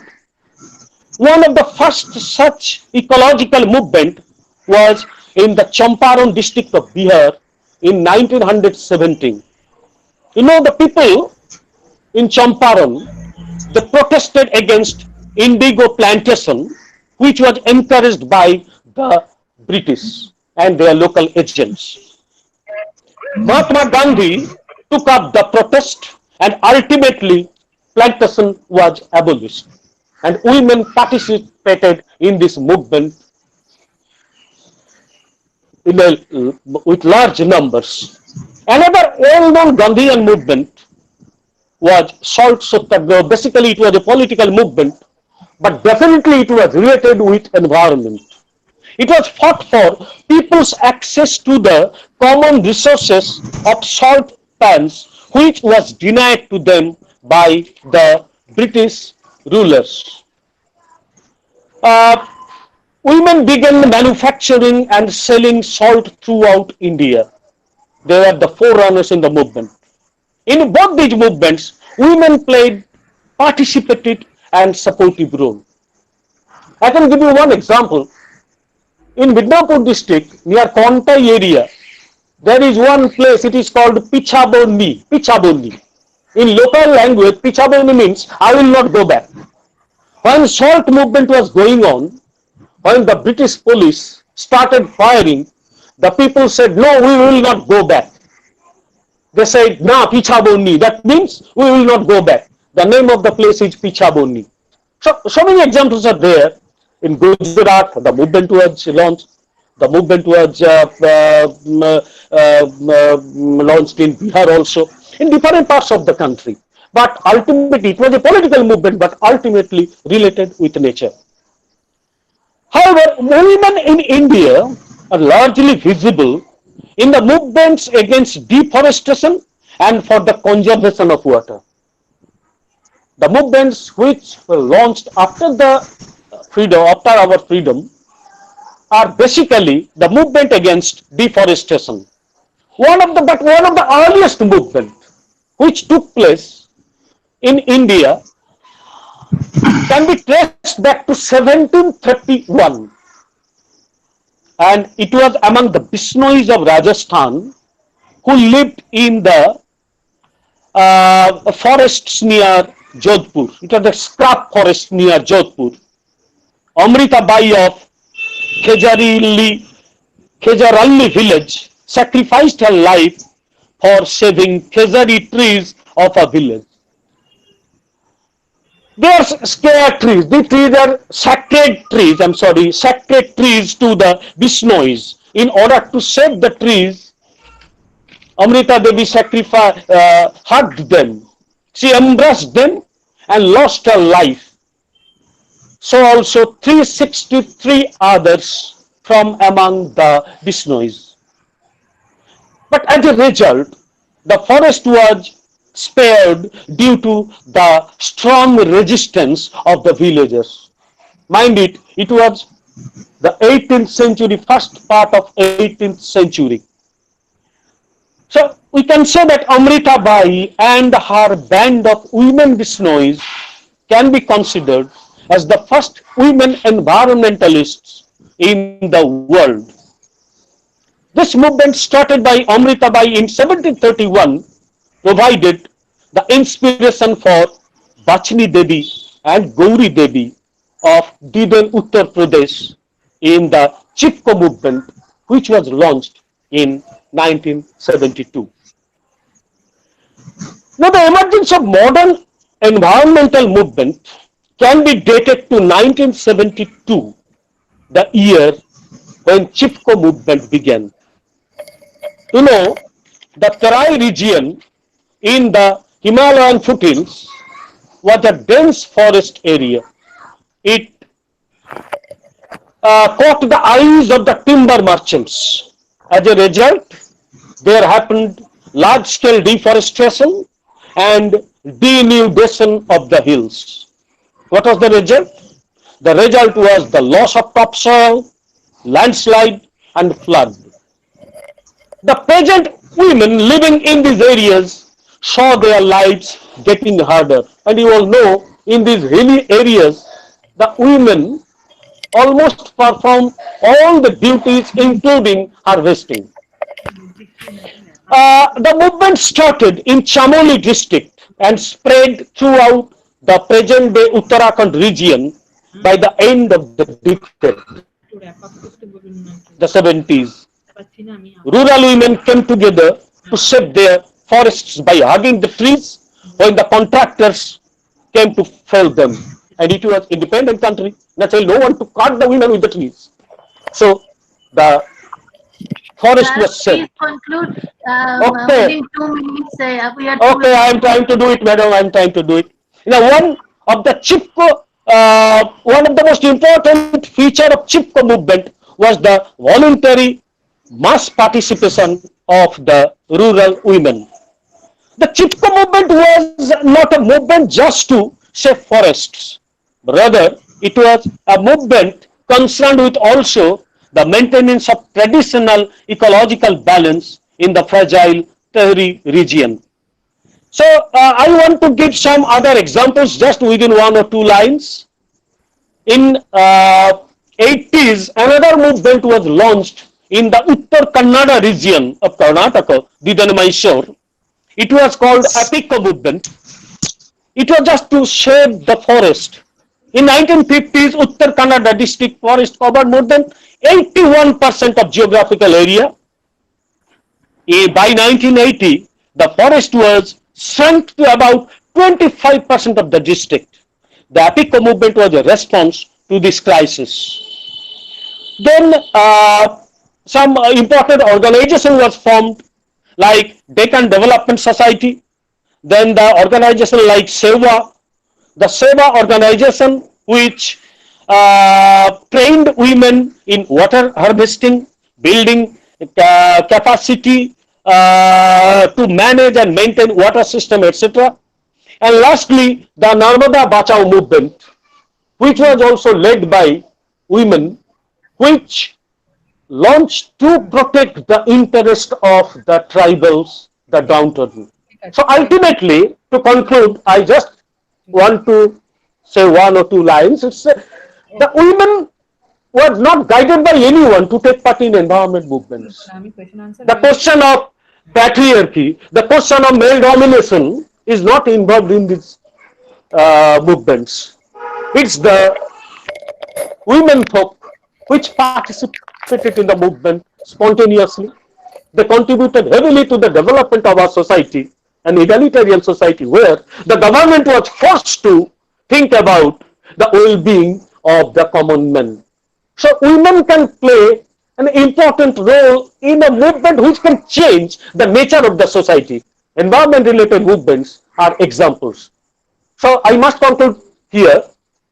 I think that in these movements can give lessons to other movements how to serve the society through voluntary action. Thank you very much. Thank you, sir. Thank you very much. The final invited paper presentation today is by Sri Prashanjit Dasgupta. He is the Chief of Bureau at Uttar Bongo Sangbad. He is also a poet.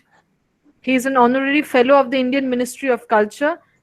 He is a researcher in literature, film, religion, music, and philosophy. He has published 6 books and participated in many international conferences and seminars. He has set up a forum for ethnomusicology and he writes continuously.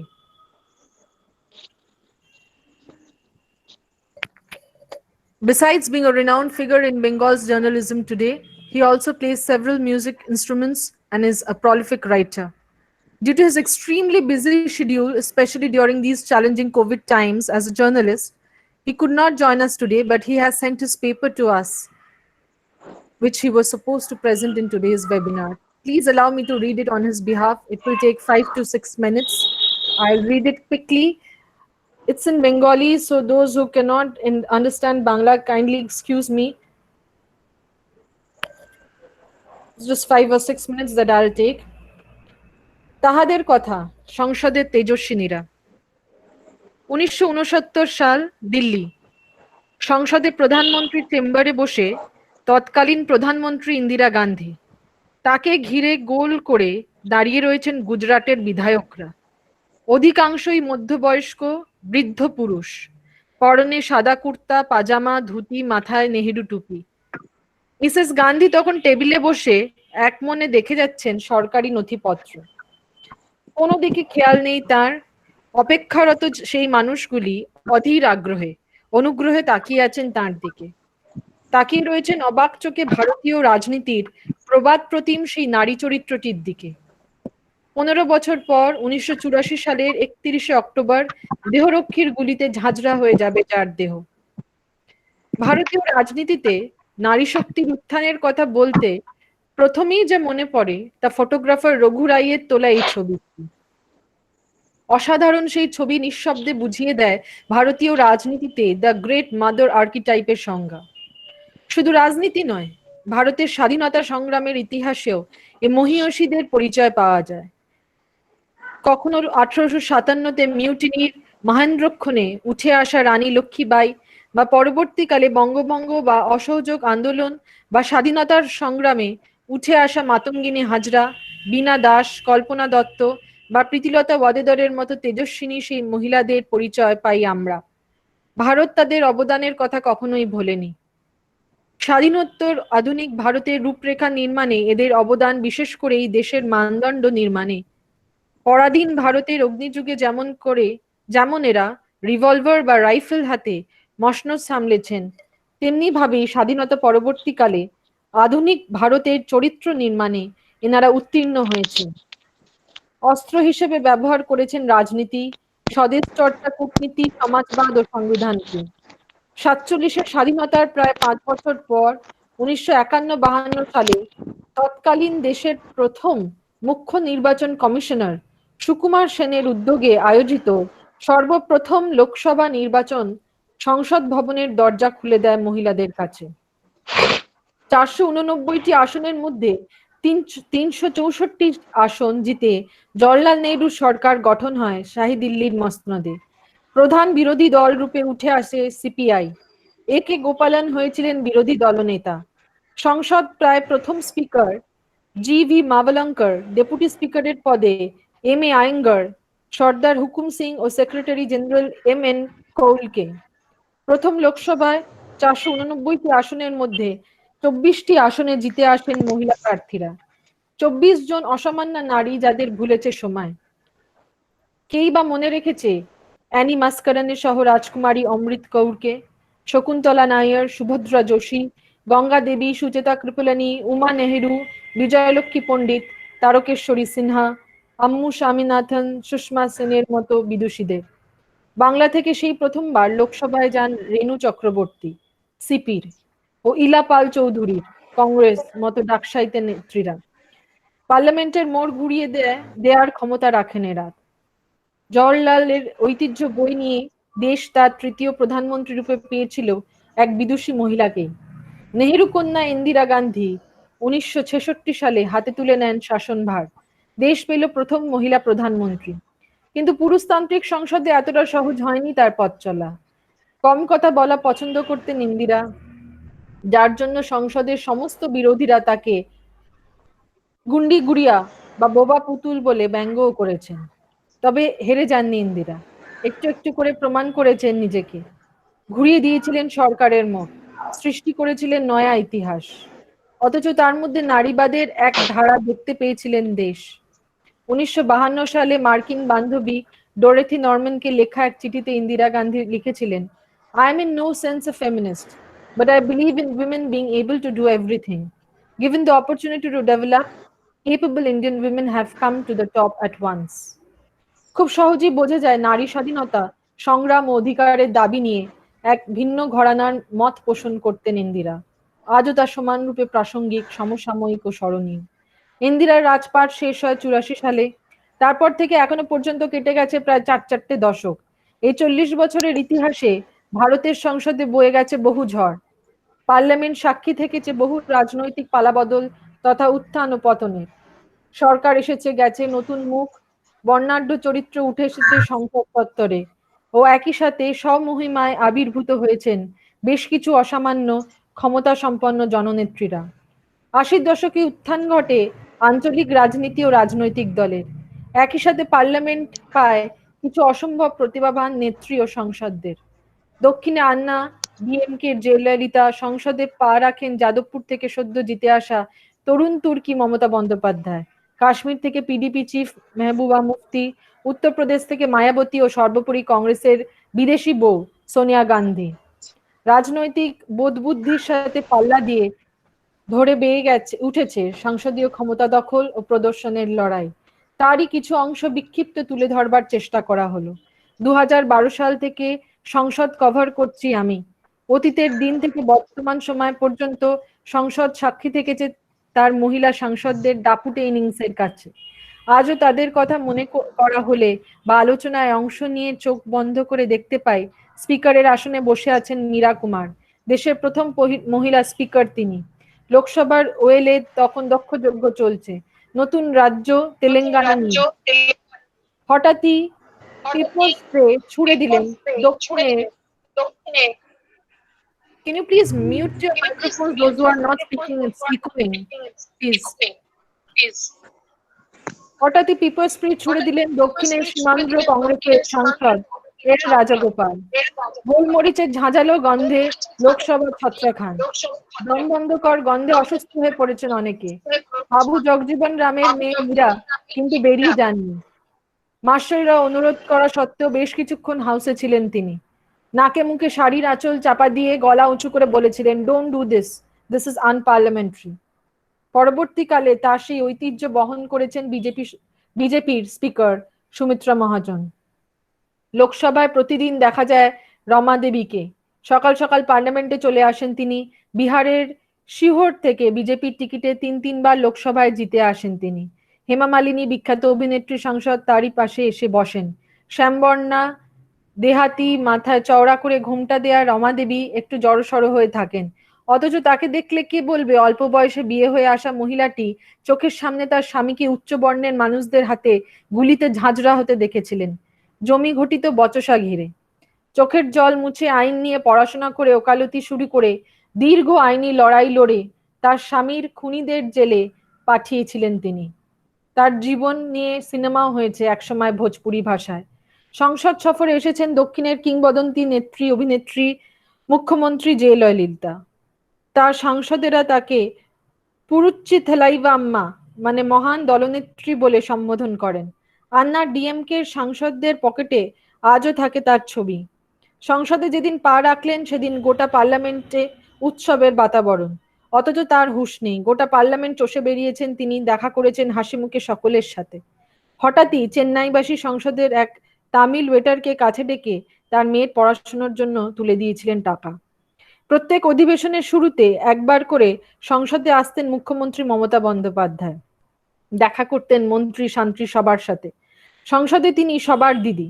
Party অফিসে আলোচনায় বসেছেন দলের সাংসদদের নিয়ে। চা, মুড়ি, bread, toast সহকারে চলতো বৈঠক। আচমকা ধাক্কা লেগে উল্টে গেল চায়ের কাপ। কাউকে কিছু বলার সুযোগ না দিয়ে এক টুকরো কাপড় দিয়ে নিজেই মাটি থেকে তা পরিষ্কার করে ফেললেন। তারপর উপস্থিত সবাইকে অবাক করে নিজেই গটগট করে বেরিয়ে যান লালকৃষ্ণ আদবানির সঙ্গে দেখা করতে। তাকে দেখি শ্রদ্ধায় সম্ভ্রমে মাথা নিচু করে রাস্তা ছেড়ে দিতেন পার্লামেন্টের সিকিউরিটির কর্মকর্তারা।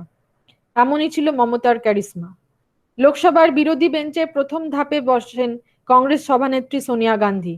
বিশেষ তেমন কোনো কথা বলেন না সংসদে, কিন্তু একবার প্রচন্ড উত্তেজিত হয়ে টেবিল চাপড়ে লাফিয়ে উঠে ট্রেজারি বেঞ্চকে শাসন করেছিলেন তিনি কড়া দিদিমণি সুলভ কায়দায়। হিন্দি, ইংরেজি, মারাঠি ৩টি ভাষাতেই এক নাগাড়ে ঝরঝরে ভাষণ দিতে পারেন এনসিপির বিদুষী সাংসদ শারদ পাওয়ারের মেয়ে সুপ্রিয়া সুলে। ভাষণের মাঝে সন্ত তুকারাম, বিঠ্ঠল দেবের মোক্ষম সব দোহা আউড়ে গোটা সংসদকে তাক লাগিয়ে দিতেন এই অসম্ভব ব্যক্তিত্ব সম্পন্ন মহিলা। দীর্ঘদিন মোদী সরকারের বিদেশ মন্ত্রক সামলেছিলেন সুষমা স্বরাজ। পার্লামেন্টে সবাই তাকে মাদার ইন্ডিয়া বলে ডাকত। যে কোনো সমস্যা হোক, নিমেষে তার সমাধান ছিল সুষমার হাতে। সাংবাদিকরা তাকে প্রশ্ন ছুড়ে দিলেন, মাতৃসুলভ মমতায় তিনি বলতেন, লাঞ্চ কিয়া হ্যাঁ, ইয়া ভুকে পেট ভাগ রহে হো, পেলে খানা খালো বেটা। তার সেই করুণা ঘন অনুরোধে আপ্লুত হতেন সবাই। সংসদ জুড়ে ছড়িয়ে ছিটিয়ে আছেন এমন বহু তেজস্বিনীরা, সংসদের মোড়া যারা ঘুরিয়ে দেওয়ার ক্ষমতা রাখেন। তাদের ব্যক্তিত্ব, পাণ্ডিত্য এবং সর্বোপরি মাটির কাছাকাছি বিচরণের অভূতপূর্ব মানসিকতা তাদের একক, স্বতন্ত্র, ব্যতিক্রমী করে তোলে। তারা ছিলেন বলেই পার্লামেন্টের সংস্কৃতি এক অন্য ধারা পেয়েছিল। গ্রেট মাদার আর্কিটাইপের সংজ্ঞা তারা তুলে ধরেছিলেন নিজস্ব গুণে। ভারতীয় রাজনীতিতে অসামান্য এই নারী শক্তিরা আজও অদম্য, অজেয় এবং অপ্রতিরোধ্য। তাদের সত্যি কোনো বিকল্প নেই।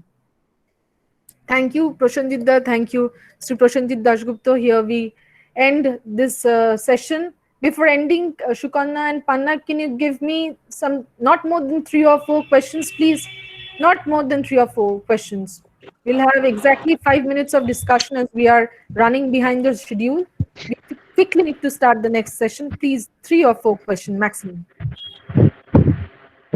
Good afternoon, everybody. We have got exactly 3 questions for this session. So the first question is for Professor Roy from Dr. Chandan Mondol. He asks, according to your opinion, what theory can be used to explain the factors that inhibit women's participation in the movement for nationality in recent Indian scenario? The second question is for Professor Trivedi from Chandan Mondol again. He asks, according to your opinion, why more women are needed in the parliament for situational crisis of governability in recent India? And the third and the last question is from Pradeep Panda to Professor Trivedi again. He asks, how many of us are really, how many of us do have the actual desire to empower their better halves in reality? So these are the questions that we have got for this session.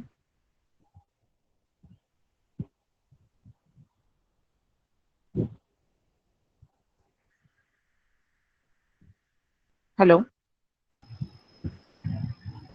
Hello. Hello. Hello. Hello. Yes, was I audible? Yes, Moitri ma'am, can you please answer the question? Yes. Actually, there is no specific theory about that. It's a kind of a tug of war between the patriarchy and women.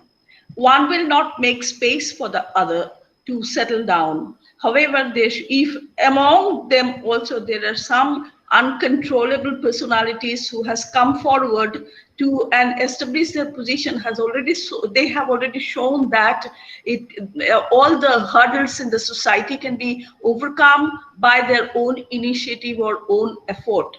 So what I wanted to say is that actually it is the women power who has to unite together and who has to develop the tenacity to fight back all the hurdles that is facing them in their everyday life. So no, I can't, I'm sorry, I can't provide any theory for that. I can tell you the story of one story regarding the reservation of seats of 2/3 seats for that mean for the women under the 73rd Amendment of the Constitution. The proposal was after 13 years.